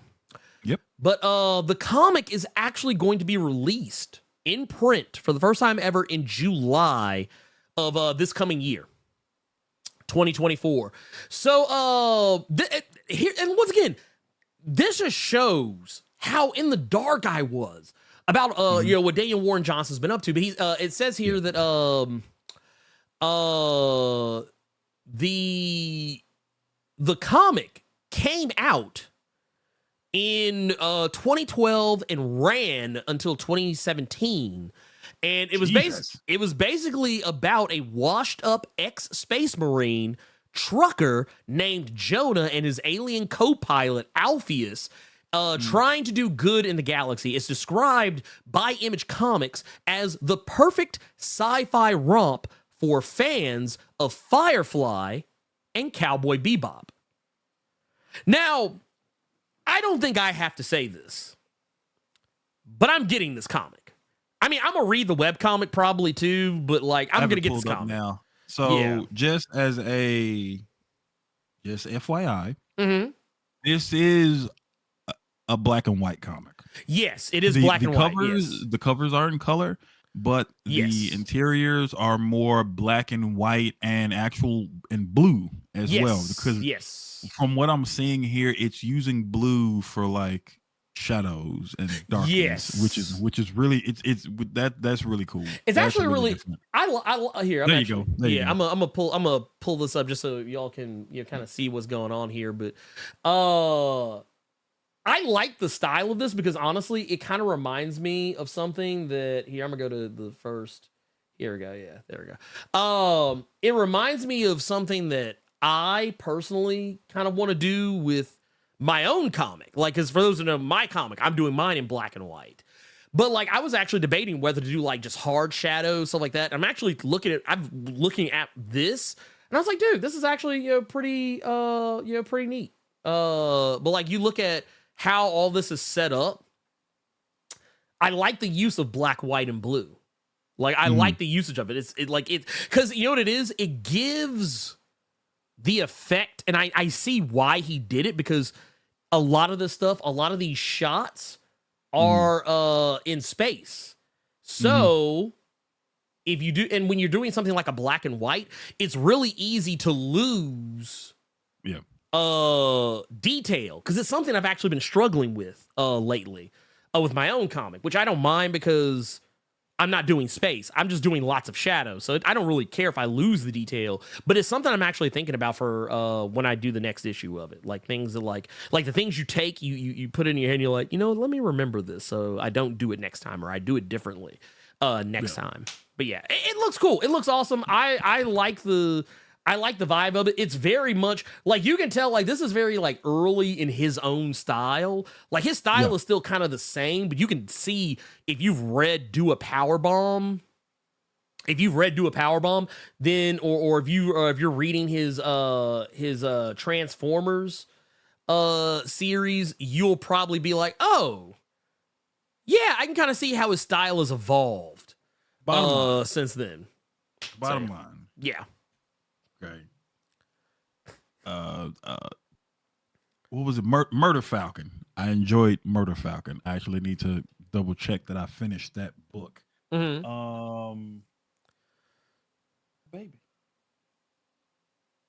couldn't even pull it out. Ain't that a bitch? Where's my baby? Oh, it's all the way over there. Damn it. Damn. So look, see. I enjoyed Murder Falcon. I can't grab it because it's somewhere behind me. But did you get the hardcover for it? I didn't know there was one. Yeah, there's one. That was a Comicsology one I just bought on a whim. Okay. But Murder Falcon, Wonder Woman, Dead Earth, Do a Power Bomb, Transformers. Currently, yes, I have yet to read. Somebody else just brought it up in the chat. His Beta Ray Bill that he did with Marvel. Very I have good. yet to read a bad anything from Daniel Warren Johnson, and even though the name might make you think one thing or catch you off guard on some what the hell, I have yet to be steered wrong by Daniel Warren Johnson, and he's on that what's his name? Because you made a joke about it. Created, written, and illustrated. Oh yeah. by Daniel Warren Johnson. So yeah, I'll check this out for sure. I'll read this. Oh yeah, no, I love Daniel Warren Johnson. I've become a huge fan of him. I'm a huge fan of him. The thing is, Do a Power Bomb just cemented it all for me. Do a Power Bomb, I think, like I was already a fan of him by the time the Do a Power Bomb came out, but like reading Do a Power Bomb and now reading his Transformers, I'm like, yeah, dude, this dude don't miss. He doesn't miss. Like even comics I didn't realize like Murder Falcon. I didn't realize that that was him. When I originally was reading, because I wasn't really paying attention. I was just reading it just to be reading it. And then like I went back and was like, oh shit, that was him. So I was like, yeah, dude, he's great. He's fantastic. And I will say this was all just a PSA to be like, hey guys, do you like Daniel Warren Johnson? Do you want more Daniel Warren Johnson in your life? Well, guess what? Here's a fucking comic by Daniel Warren Johnson that you can read right now and is being put in print in a collected edition. Even know existed. Yeah, I didn't know it existed. Yeah, I didn't either. Because I'm gonna tell you what happened. When I saw the cover for it, I was like, this looks like Murder Falcon. Because they do have a hardcover now for Murder Falcon. Oh, I hope they do that for Do a Power Bomb. I'll buy that bitch again. I actually, okay, so full disclosure, the other day I went to Memphis Comics and Collectibles, and I was actually looking to see what all they had. I actually picked up this, the Gail Simone Wonder Woman omnibus, because this shit's fire. Which I didn't realize that she didn't write as much Wonder Woman as I thought. She only wrote like from issue 14 to 44. And the 600 issue. But I was like, damn. Is that stuff still in the cut over there on Poplar? Is it still in the cut? Still. Do they still have that? Like as soon as you walk in, that big ass table of full of shit they working on? No. So when I went in there, it was that first big ass table when you walk through the door that has like omnis and stuff that's not just selling. Yeah, they do. They do. It's not directly in the front, but it's in the smack middle of the store now. Yeah. Okay. But I also picked up this Firepower hardcover part 1. Okay. So I picked that up. So I got a couple. Well, I got this too.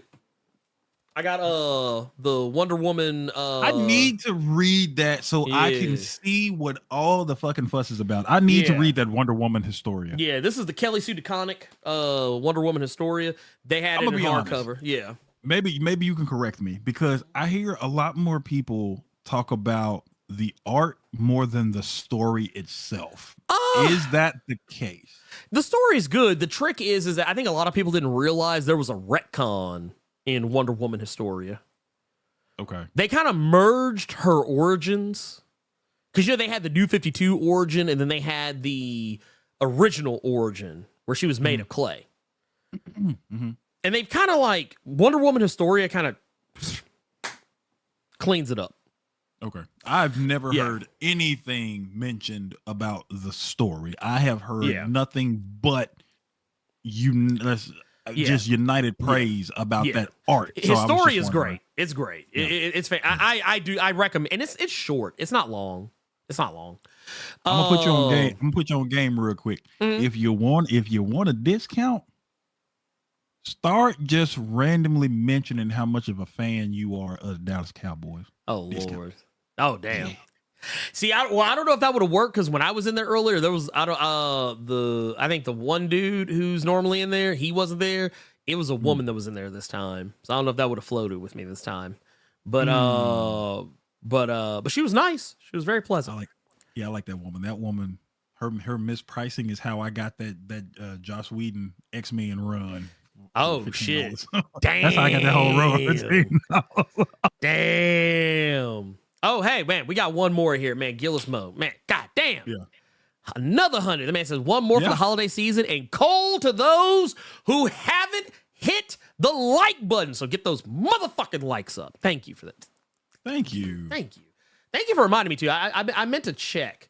Do I need to go in here? Do I need to check these motherfuckers? Because we got 222 people in here, 159 likes. Y'all know what y'all need to do. Goddamn it! Stop playing with me. Bullshit. Y'all bullshit, especially for Christmas. This dog. It's Christmas time. Stop bullshitting. Yeah. And mailman, how good is Firepower? This brother here didn't praise Firepower so many goddamn times.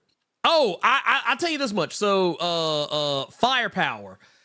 Mm-hmm. Firepower is the culmination of Robert Kirkman's writing finally being like where I think it should be. Like, not to say that Invincible's bad. It's good. I love Invincible. But like a lot of the problems I have with Invincible are not present in Firepower. Not to mention, it feels like I always joke with people that it's like, what if Iron Fist was not just a white savior style character, like white man goes to the Far East and learns ancient Chinese secrets. You know what I'm saying? What if it was an actual Asian dude who learned how to control like a power that not very many people have? Like that's what Firepower is. It's great. Has great action. Chris Samney is A1 on the art for that. The fight scenes are great. They even have some issues that are literally just one fight scene. It's really cool. And it's about a family man as well, like a guy who's a stone cold kung fu assassin, but he's trying to live that good life, and he gets drugged back in. It's really good, very solid series. Also, lots of like martial arts movie references from like the old days. So yeah, I like it. I'm here for it. That's it. Let's get into our recommendations. Carter, do you have a recommended this week? Yes, I'm going to recommend a series that just had its 4th issue released this week. Oh, it is from 2 new comic book creators, Ethan Parker and Griffin Sheridan, by the name of Kill Your Darlings. Oh yeah. We know Kill Your Darlings. Now, if you don't know what Kill Your Darlings is, just without spoilers, I'm going to say, if you've heard of I Hate Fairyland, which was a comedy series that was written by Scotty Young, where this girl, little bubbly personality, little girl, she wishes she was in like a Disney-esque world where she was the queen and this and that. Take that premise of I Hate Fairyland and turn it into horror. Yeah. Take what was the name? The take a Chronicles of Narnia and flip it to horror. Okay. The girl, she has these imaginary friends. She's the queen. She's like a Robin Hood. She's doing her thing, like any young girl would do with imaginary friends and actual friends. And then stuff goes. Read that first issue. That's all. Yeah. Read that first issue. You will be shocked. You will be surprised. You will hear a wait, what? Come out of your mouth.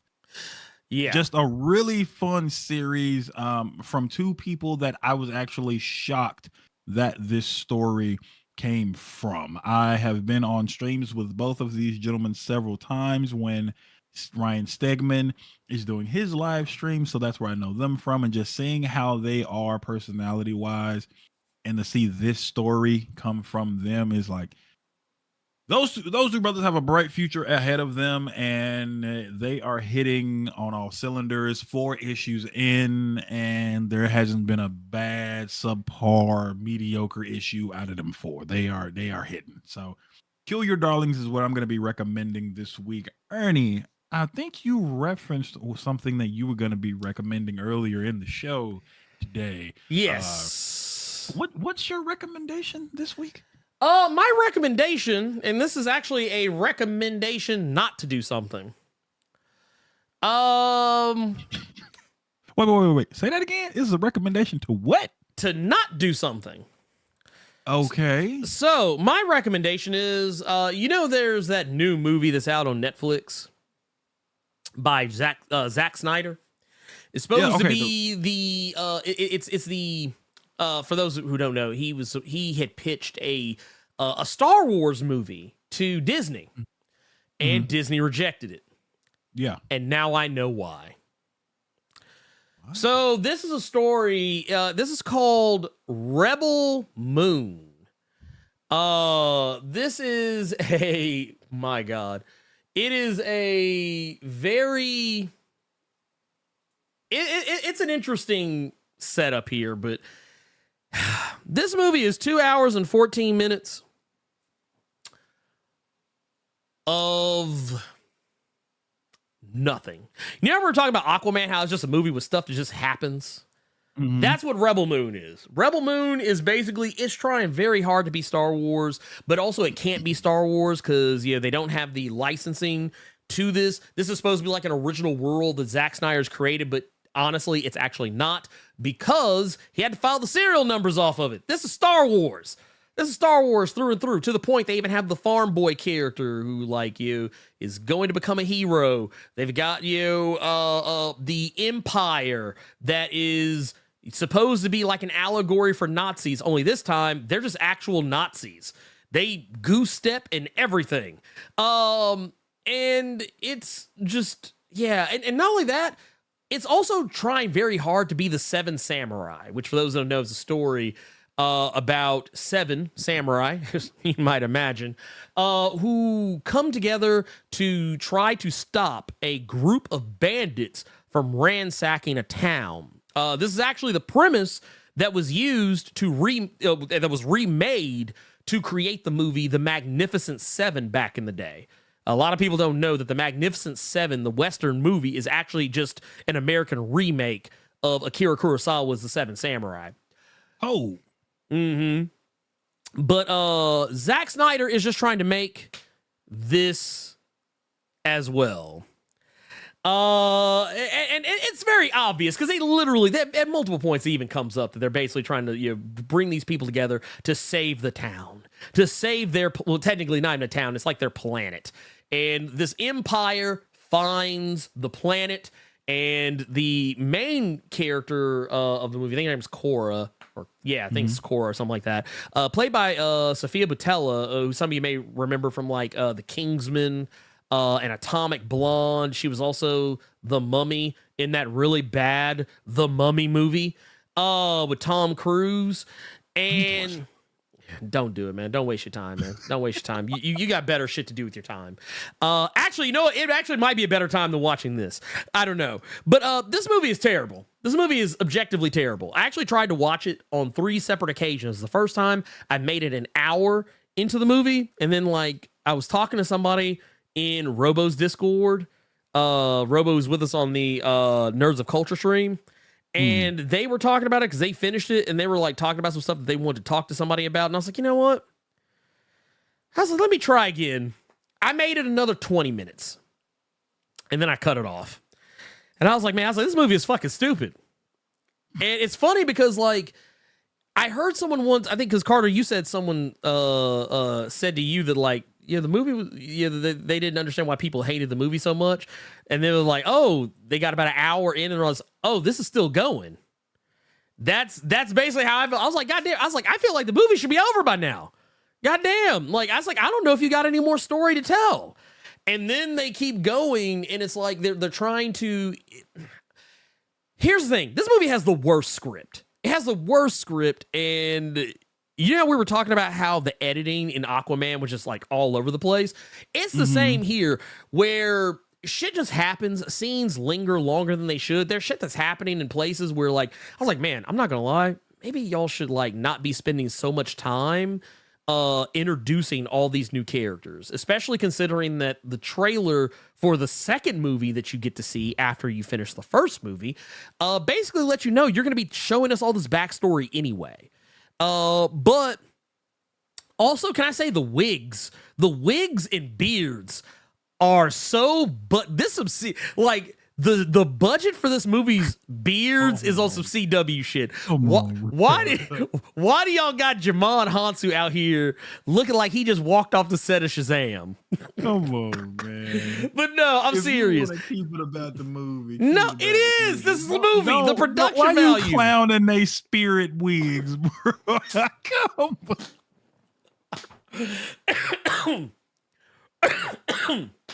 But no, Jamon Hansu looked like he literally just walked off the set of Shazam: Fury of the Gods.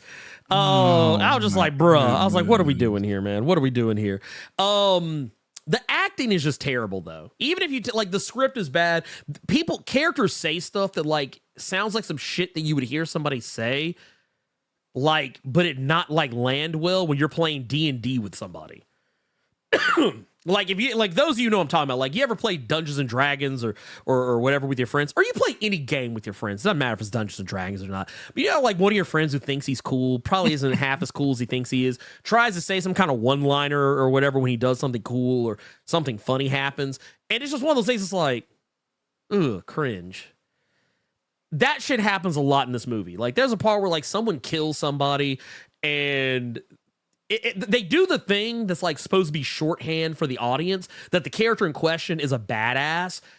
If you couldn't tell already the character was a badass, like, ooh man, I wouldn't want to get into it with him. Really? We still using that line? We still using that line in 2023? Really? Like, and ham-fistedly, mind you. It is okay. So here's the other thing too. This movie doesn't know what it wants to be. It wants to be Star Wars. It wants to be The Seven Samurai. It wants to be Warhammer 40K. It wants to be Dune. It wants to be like every other better sci-fi movie trope, whatever tale that has come out before it. And I'm sorry, but it is not good. It is just not good. Like there are good people in it. Like I think Sophia Boutella is a great actress. I think that was it? Oh, sorry. Oh, my phone is ringing. There. Let's kill that. I forgot. What? Who's called? Okay. Yeah, I don't know. Anyway, that's something I'll deal with later. But yeah, I don't understand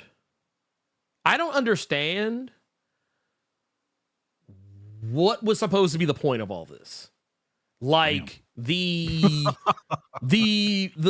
bad guys are Nazis. Okay, that's cool. I get that. Okay, they're basically Nazis. They go from planet to planet and take whatever they want. Okay, cool. I get that. My mind can just run with that. I don't need any deeper reasoning behind why these people are bad. But then they go even further into it to be like, oh, well, like, you know, our main character, she used to be a part of this group, but, you know, but she was forced into being it, but maybe she enjoyed it a little bit, but maybe she didn't. Maybe she was just going with the motions. And it's like, okay, cool. She's a tortured hero who's trying to make up for, you know, past sins. Cool. I can ride with that. But then they start going into it and introducing all these other characters. And, you know, an old friend of the channel, Ray Smollett, Ray Fisher, he who used to play Cyborg is in this movie, and I'm not gonna lie, that dude, I know he does more stage acting than anything else, but I'm not gonna lie, kind of the same way we were talking about Yahya Abdul-Mateen, where we're talking about how he was portrayed in this movie I was like, I don't ever want to see anything with you in it again, not for a while, till I can get the taste of this movie out my mouth. I kind of feel the same way right now about Ray Fisher. Because I was like, dude, this movie, what was his name? Darian Bloodaxe. Sounds like a character Rob Liefeld created. This dude, oh my God, the foreshadowing in this movie too. I'm not going to spoil what happens in it, but like, there's a line that is a character who shows up literally to utter one line to let you know what is going to happen in the next 10 minutes. Here's the thing. Yes. Here's the thing. Go ahead, shoot. Go off, King. Go off, King. Mailman in the chat is saying that Snyder said this is not his preferred version of the movie. He has a director's cut in the tuck, excuse me. Oh, and I do know that. Stop. I know what he's trying to do. Not Mailman, but he's like he's trying to get people excited so that he can later on show up with a a Snyder cut version of Rebel Moon. I didn't hear about that. Apparently this was PG-13, but apparently he had an R-rated version. Yeah, okay. That's the other thing. This movie is on Netflix. Why are we censoring shit? There are so many weird moments where like there's violence and they cut away from it at a weird like it's an awkward moment where it's like there's a point where there's a character, I'm not going to say who it is because it is technically a spoiler. If you do, God help you want to watch this. Yeah. But there's a character who gets killed, and there's a point where they use an item, a weapon, or a device or whatever that you've already seen used earlier in the movie, so you know what it does. All I'll say is, you remember No Country for Old Men? Remember the cattle thing that Anton Chigurh had? It's like a space age version of that. And they put it up to the dude's chin, and they pull the trigger on it, but the camera cuts away like right before like it happens. But it's like, dude, this is a movie is that Netflix's fault for doing that? I don't know whose it is because I've seen way more violent things on Netflix. So I don't think it's a Netflix thing. I think it was just a him thing. I think it's an excuse for him to come out with an R-rated director's cut later. Is what I think it is. I feel like there are things that are intentionally done with this movie to try to cut down on time so they and cut down on shit that happens so he can come out with a bigger, better, badder 4 or 5 hour version of it later that I'm not gonna fucking watch because I didn't like it at 2 hours and 14 minutes. I know for goddamn sure I ain't gonna like it at 5. So yeah, it's here's the thing. Zack Snyder either needs to do two things. He either needs to just go back to being a cinematographer, or he needs to hire an editor that will tell him no. Because there are things that are in this movie that I'm just like, bruh, this didn't need to be here. Why was this character introduced here and then they just mysteriously disappear and then show back up later? And I'm just like, oh shit, I forgot this motherfucker was in the movie. But like, it seems unnecessary. It seems unnecessary and it seems incredibly intentional. And I feel like Zack Snyder is just like, he got a taste of that Snyder cut life and he just wants to keep doing it. And who knows? It probably is both their fault. Netflix is probably just as equally to blame for the same reasons. They're probably like, ooh, hey, here's what we could do. We could release this PG-13 version of it and then we'll come back later and like all the fans, they're going to love this shit. And we're going to say, oh, but wait a minute. Oh, but wait. There's more. We're going to come back with a hard R 4-hour version of the movie, complete with all kinds of extra blood, gore, and violence, and way more character stuff. Oh, yeah. No, they're going to do it. They're going to do it. It's going to happen. It's going to happen. It's going to happen. I'm calling it now. I'm calling it now. Tell me I'm wrong. Tell me I'm wrong. And I agree with R. Kelly. R. Kelly said it right here. This is the channel that has since 8. I have seen way more I think, hell, what was that movie that just came out with Michael Fassbender? Oh, The Killer? The Killer. You got The Killer on Netflix. You mean to tell me you couldn't show somebody get blown off? Nah, stop it. Get the fuck out of here with that shit. That was a purposeful decision. And I'm saying it right now. Fuck this movie. It is terrible. It is bad, and I'm not even just saying that like as trying to be a hater. I challenge you. As a matter of fact, you don't believe me? Go watch it for yourself. It's on Netflix. If you got 2 hours and 14 minutes of time to just waste on a movie, go watch it, and you come back and tell me I'm wrong. I don't care. But that is my yeah. There you go. There. Yeah, exactly. Snyder Cuts is now a thing. It's a thing now. It's a thing now. This is what we do now to drum up to drum up whatever. Like to get people to cuz hell, they released this shit in the theater like a week ago. And it's like, dude, you released this shit like a week before it came out on Netflix? Like, what are you doing? You know I'm not going to the theater to go see this. You know if I'm going to watch this bullshit, I'm going to wait till it comes out on Netflix so I can cut it the fuck off and go watch a better movie. Hell, I put, oh, man, when this movie was over, you know what I did, Carter? I took our buddy Adam's advice. I went and turned on the D&D movie, Honor Among Thieves. I was like, this movie is so much better and so much more fun, so much more of a joy to watch. Rebel Moon, I was mad. I was not happy. I was not happy with that viewing experience. Not at all. But here's the thing. Let's keep it pushing. We're gonna move on to questions from the Discord. Carter, do we have questions in there? Do we have any? Yes, we do. Yes, we do. We have several, and we good for next week. Right? Okay, let's start. Yeah, let's start. This first one is gonna be from KGTB. Woo! Happy holidays and question. Thank you. Do you think that popular black comic characters like Black Panther, Storm, John Stewart, Static, Cyborg, just a list of all of us, are held to higher scrutiny and resentment than their white counterparts, similar to how real-life popular black figures face unfair, racist double standards than their white counterparts? Yes, and here's the thing. You know what that's alluding to. Yeah, a little bit. Okay. So here's the thing. But maybe not in the way they might think that I mean. What I mean by this is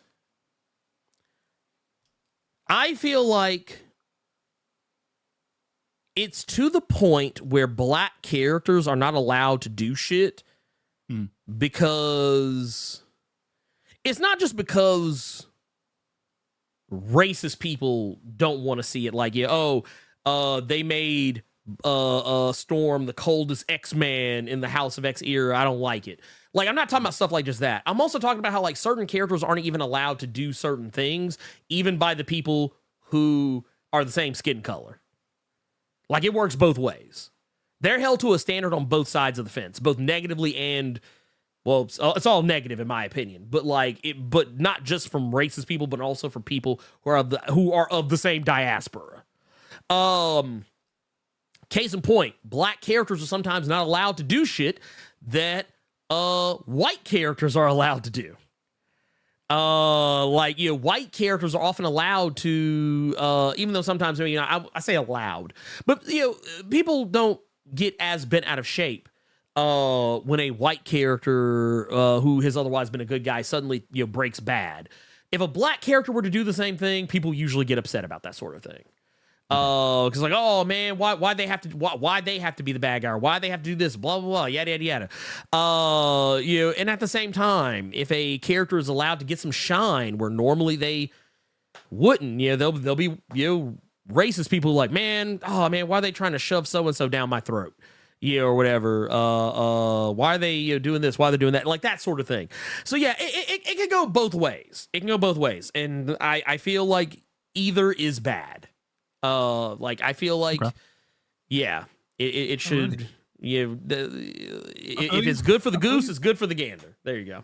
All right. The next question we got is from Trap God Thanos. Saying, wait, we got one from JWR. That one we answered earlier in regards to that. Gotcha. From the Ashes, so we already knocked that. Booyah. All right. Trap God Thanos asks, "Happy holidays, Blerd and Carter. In honor of Christmas, what is the worst gift you guys have gotten?" He said when he was a kid, his uncle gave him Monopoly money as a placeholder for real money later. It's been 15 years and I haven't gotten not 1 cent from that fiend. Ooh. He got about 1 more month before I send Brian Hitch and his clippers to go fuck up his hairline. And when he done, I'm sending him after y'all lazy ass mofos because those motherfucking lights haven't been going up lately. Man, what? So, what is the worst Christmas gift you have gotten, sir? Man, I got to be careful saying this. I was going to say you don't want to say who in that house right now because I think your door is open. No. I know that my wife watches, and I don't want to hurt anyone's feelings. Not hers, but like any. I know sometimes I know there was the other day she told me they were watching the Nerds of Culture stream, like where they were at. Yeah, and kind of watching along, not the whole thing, but just kind of watching along here and there. Mm. And I was like, man, I don't want to put anybody on blast, but I'll just say I have gotten one from my in-laws. Okay. Actually, I don't care about hurting this person's feelings because I don't think it really matters. So my father-in-law got me. I'll give this. He was smart. He actually went to my Amazon wish list and got what I wanted from that. So I thought that was cool. But like, I was really blown away by the fact that like there was one year he bought me something on my wish list. Or no, it wasn't on my wish list, but it was something that I guess like, yeah, like sometimes Amazon's like, oh, hey, people bought this together. And he got me something else as well. And I was just like, this wasn't on my list. Oh, wow. I don't even like this. But I was like, you know what? You're a nice enough guy. Or no, he's not a nice enough guy. I was like, you know what? I'm not going to say anything. I'm going to be kind. I'm going to take this. And I immediately put it in the trash when I got home. It was, God, what was it? It was some random ass, no name ass animated something that like I didn't give two shits about. Like it was dumb, but yeah, that's neither here nor there. The present doesn't even register anymore. But yeah, go ahead. What you got? So real quick, real fast. With me, it was I don't care about hurting anyone's feelings. My grandmother, she got me a 6-pack of Red Bull one year. So for my Christmas gift for her, I didn't get her shit. But it was one day where she was having a conversation with a family friend and she sneezed. And I said, bless you. Merry Christmas. All right. Qdoma has a question here saying happy holidays and wishing you the best. My question is, do you think that we will ever get a form of Iceman where his power affects time and space? I say this because he has a lot of untapped power he has yet to really dive into. I think this is more so alluding to your Astonishing Iceman video that you just did this week. And before you go to say anything, you're muted. No, I'm not. Now you're not, but when you went to start saying shit earlier. No, actually, I didn't even mouth anything. I mouthed it out. I didn't say anything. Got you. So you think we finna get an Iceman DLC buff? No. Time and space wise. Nah, I don't. I wouldn't want to see that. That would be like if it was something that was within the same spectrum of what he can already do. But like, yeah, that motherfucker becoming Captain Universe. Nah, I'm good. Okay, that was a quick one. All right. Big Boy 71.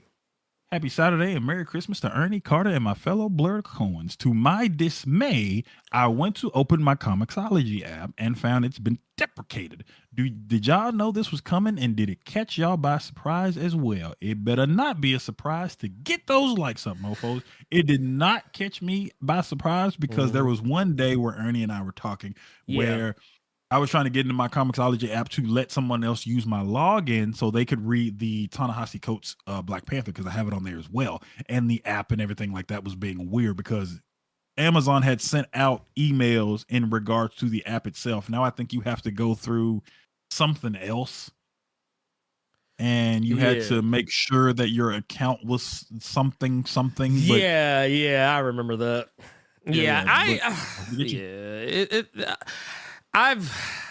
I used to love Comixology like back in the day, but I've grown to not be a fan. Yeah. It's not a good way to get digital comics anymore. You know what I mean? I feel like it's fallen off. It's fallen off, and I honestly don't foresee it. I honestly don't think it's ever going to get better either. So. Yeah. Okay. Sorry to hear that. Yeah. Like, also, let's try to get back into some positivity real quick. Last question from the Discord from Ed Boy in the Cut, who will not even on Christmas be in any kind of guts. Have you all been reading Philip Kennedy Johnson's The Incredible Hulk and Green Lantern War Journal? He is firing on all cylinders in both. Highly recommend them. Yes. We've been reading both. We've really only been talking about Green Lantern War Journal more than anything. We might reference the Hulk, but me and him both have been gushing over this War Journal. War Journal's great. War Journal was what made me want to read the Superman War World stuff. Oh, And okay. Yeah. absolutely loved it. So yeah, I haven't read the newest issue of the Hulk. Yeah. I actually need to catch up on that. But Yeah. yeah, They're that Green doing an Lantern, arc right now where he's kind of like jumping back and forth with different characters, and I know he's gonna yeah. be in, or he was just in She-Hulk. yeah. Like And Blade's about to bothering be. me. And now he's about to do something with Blade as Yeah, well. yeah. Blade's about to show up in his book, or vice versa. One of the two. They got like there's a lot of shit going. There's a lot of crossover happening right now. But yeah, no, both books are great. John Stewart in the Green Lantern War Journal is just chef's kiss. I need to get back to doing videos about it. Just like I said, like y'all got a big video dump from me this week, just because like I was trying to play catch up. On a lot of stuff, and yeah, I need to do the same with that too. So, but yeah, soon. I can't say exactly when, but soon. Yep. All right, y'all. That was it. Now we are going to be reading some questions from the chisel, my nizzle. Let's go. I cringed when I said what I just said. Do you It's see okay. any It's okay. questions? Do you see any questions? Let's see here. I do. I actually do. Okay. I actually got some already. Already primed. Actually, I scrolled let's hear it. back. I scrolled back and found some. Let's hear it. Let's start with Dinosaur Stone says, question. Should Spawn be as a DC Comics character, Marvel Comics character, or another comic book industries, unlike Image? No, he's fine where he is. I think he's fine where he is. He doesn't need to. Spawn does not need to go anywhere. At all. No, he's actually good where he's at. As a matter of fact, I recently, because the most recent issue of Philadelphia dropped this week, and I was like, you know what? I was like, man, Rodney Barnes is such a better writer of Spawn that I was like, you know what? I'm here for it. Also, it's weird seeing Spawn as a vampire now. It's kind of funny. Vampire Spawn. That should be the comic. There's that'll put butts in the seats. I'm not being sarcastic when I say it either. Let's see here. Where'd it go? There was another one that I saw. Here it is. The Other says, question. Rogue being nuked and nothing but a skeleton was able to copy Deadpool's powers. Is this a new thing or did I miss a comic? So I think what happened here was that despite Rogue being dead, it seems like her power just keeps going. Technically, I think, Even as a skeleton. He's even as a skeleton.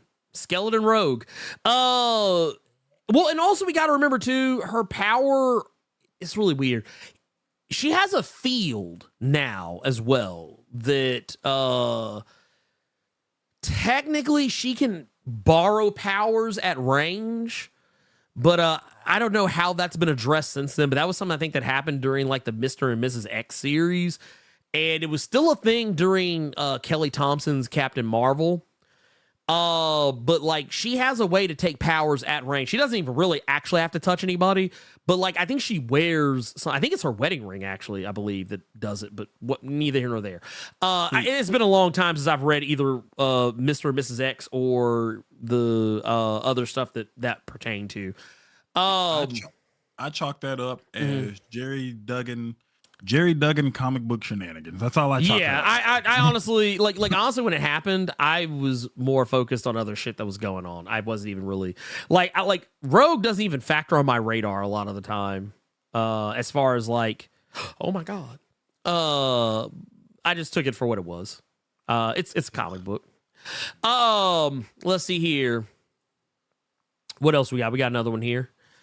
Boop, boop, boop, boop, boop, boop, boop. Here we go. Here's one from Y2 News. Says, question. How does Carter feel about Miles cussing out Peter in Gang War, given Carter's frustration with Zeb Wells' take on the character?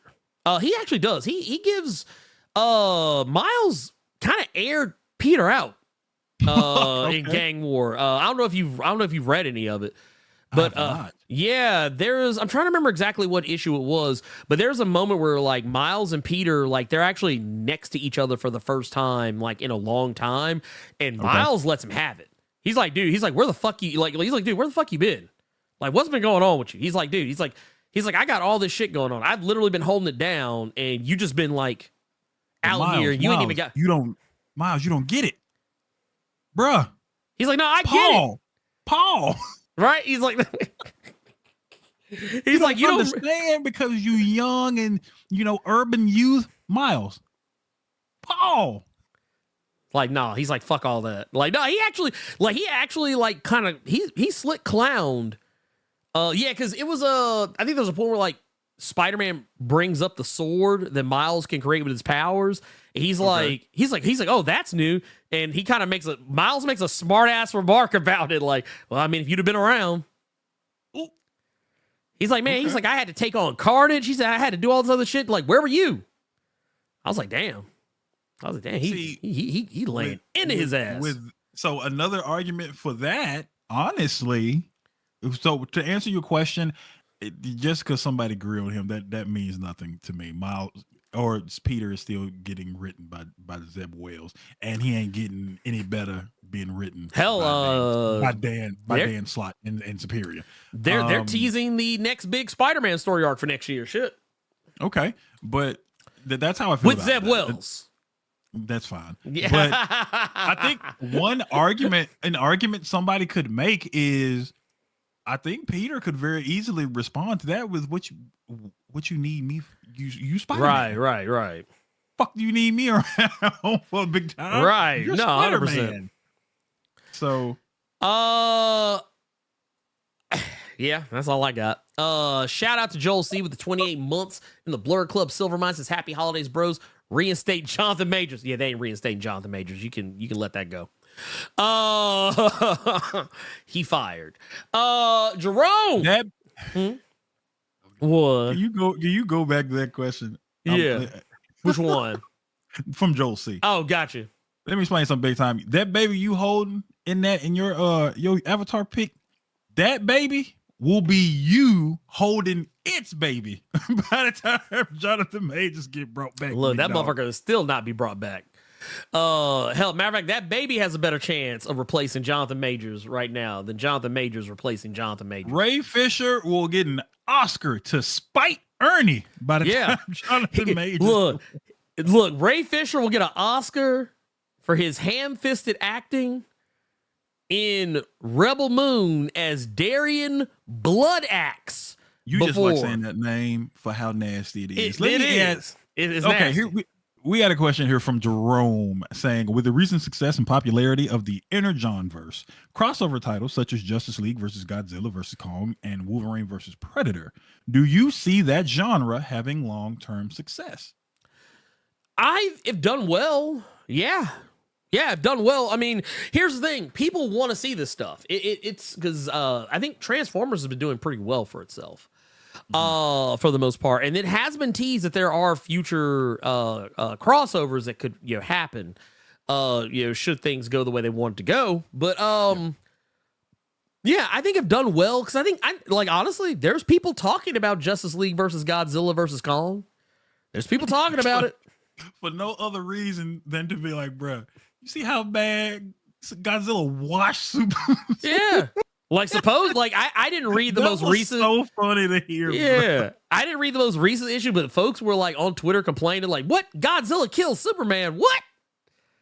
Oh, I mean, goodness. He's Godzilla. Since this question brings up the Inner John verse and stuff like that, mm-hmm. I know G.I. Joe came out this week. Did you read it? No. Since it's now under Image, it's the issue 3 or something. I haven't. I have not gotten a chance to read it yet, but I do plan. It reminded me of your point you made on Thundercats, and the cover looks one way, the interiors do not look like that. Okay, there you go. Yeah. That is man. That is so sad. Like once again, I don't have a problem with like the interior artist being different from the cover artist if the art is at least somewhat close. Like if the art, even if the art doesn't look like it does on the cover, if the art is still like really good on the inside, I'm willing to be more charitable to towards that. But if the art looks one way on the cover and the art on the interiors looks like, and when I say different, I'm talking about night and fucking day different. Like I'm talking about if the cover looks like a heavy metal magazine, or I tell you what, no, better yet, if the cover was done by Alex Ross and the interiors were done by your kid sister, I got a problem. I got a problem with that because that's a bait and switch. And when I say kid sister, I mean like your 2-year-old kid sister, like the baby, like she just be sticking her hands in paint and sticking it on the paper and being like, I made boom boom. Like that's what I'm talking about. Like that kind of kid sister. I'm not talking about no savant, no child savant. I'm talking about like an actual child, a baby. But yes, we got another one here, from here. Let's see, where did it go? I was just looking at it. Here it is right here. Bam.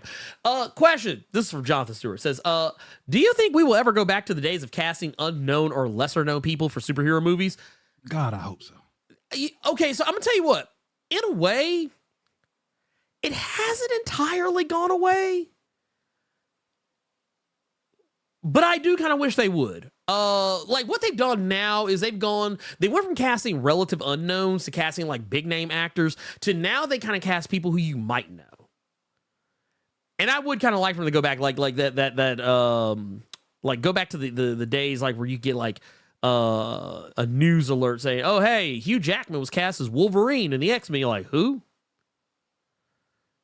Okay, I guess. And then later on, it's like, oh, Hugh Jackman's a household name. Yeah, I would like to go back to that. I actually would personally love to go back to that. But will we go back to that? I don't know. Because in the age of the internet, everyone kind of knows everyone. Like, even actors who aren't that, like, hell, for Blue Beetle, Zolo Maridueña, he's not that big a name. Yeah. Most people only really know him because of Cobra Kai. That's it. He's not like a big name actor. But he's about as close as you'll get. Like, okay, the guy who's gonna be playing Superman is some Corn Sweat? That cat? I didn't know who he was until, I mean, I had seen him and stuff, but I just didn't realize who he was. Like, I think I saw him in Pearl for like the amount of time that he's in Pearl, and I was like, oh, okay, that guy. Oh, okay, cool, whatever. And Rachel Brosnahan's gonna be playing Lois Lane. I think I've only ever really seen her in The Marvelous Mrs. Maisel. And that's about it, really. Yeah. So yeah, you get relative unknowns. Yeah. But like, yeah, will we go back to getting like full on unknowns? I don't know, man. I don't know if that era is even possible now. Here, let's go to we got, I'm double checking, just making sure we got, make sure I haven't missed anything. What's that, question 4? Huh? Is that question 4? That was 4. That was 4. Okay. Yeah, that was 4. I don't see. Stop Bill, saying that name. Jesus Christ. Bill, I didn't see your question, honestly. Unless if you put it back earlier, I didn't see it. Oh my God. Yeah. Okay, I see a question that just popped up because this is so nasty and y'all just grasping at straws. Wilbert Robinson. Oh Lord. Okay. Yeah, I don't see it in here. Do you see it? You don't see it?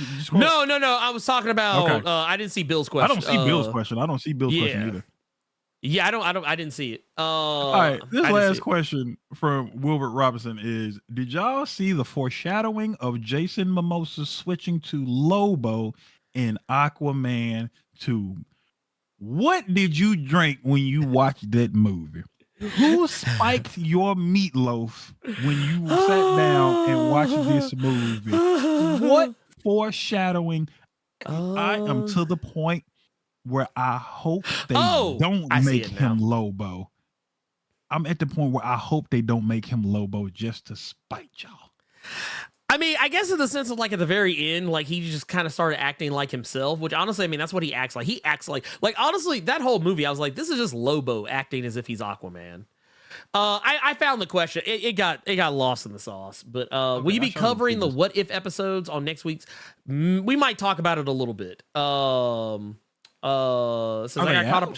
Yeah, I know one's out. The one about Nebula, like what if Nebula joined the Nova Corps? Wow, okay. So I got caught up on the first two, and they were fire. Somebody feed me some Avengers 88. Yeah, yeah, we'll probably talk about it a little bit. I don't know if we'll devote an entire segment to it. I don't know if we'll do that, but I mean, it'll definitely be brought up in some capacity or another. And then we got a super chat here from Bird Nerd with the 499 says, much love to Blerd Carter, but also want to shout out to the chat. Thank you for this safe space. Y'all rock for keeping this channel fire. Thank you for that. Thank you for that. Thank you to the community. Y'all are great. And I also want to say, as we get ready to close this out, because once again, this is the last Blerd Cave before Christmas. Next week, we'll be doing the Blerd Awards, because it'll literally be the day before New Year's Eve next week. So we'll be getting the Blerd Awards together for you. I'll be working with Carter to see what we're going to be presenting. But that said,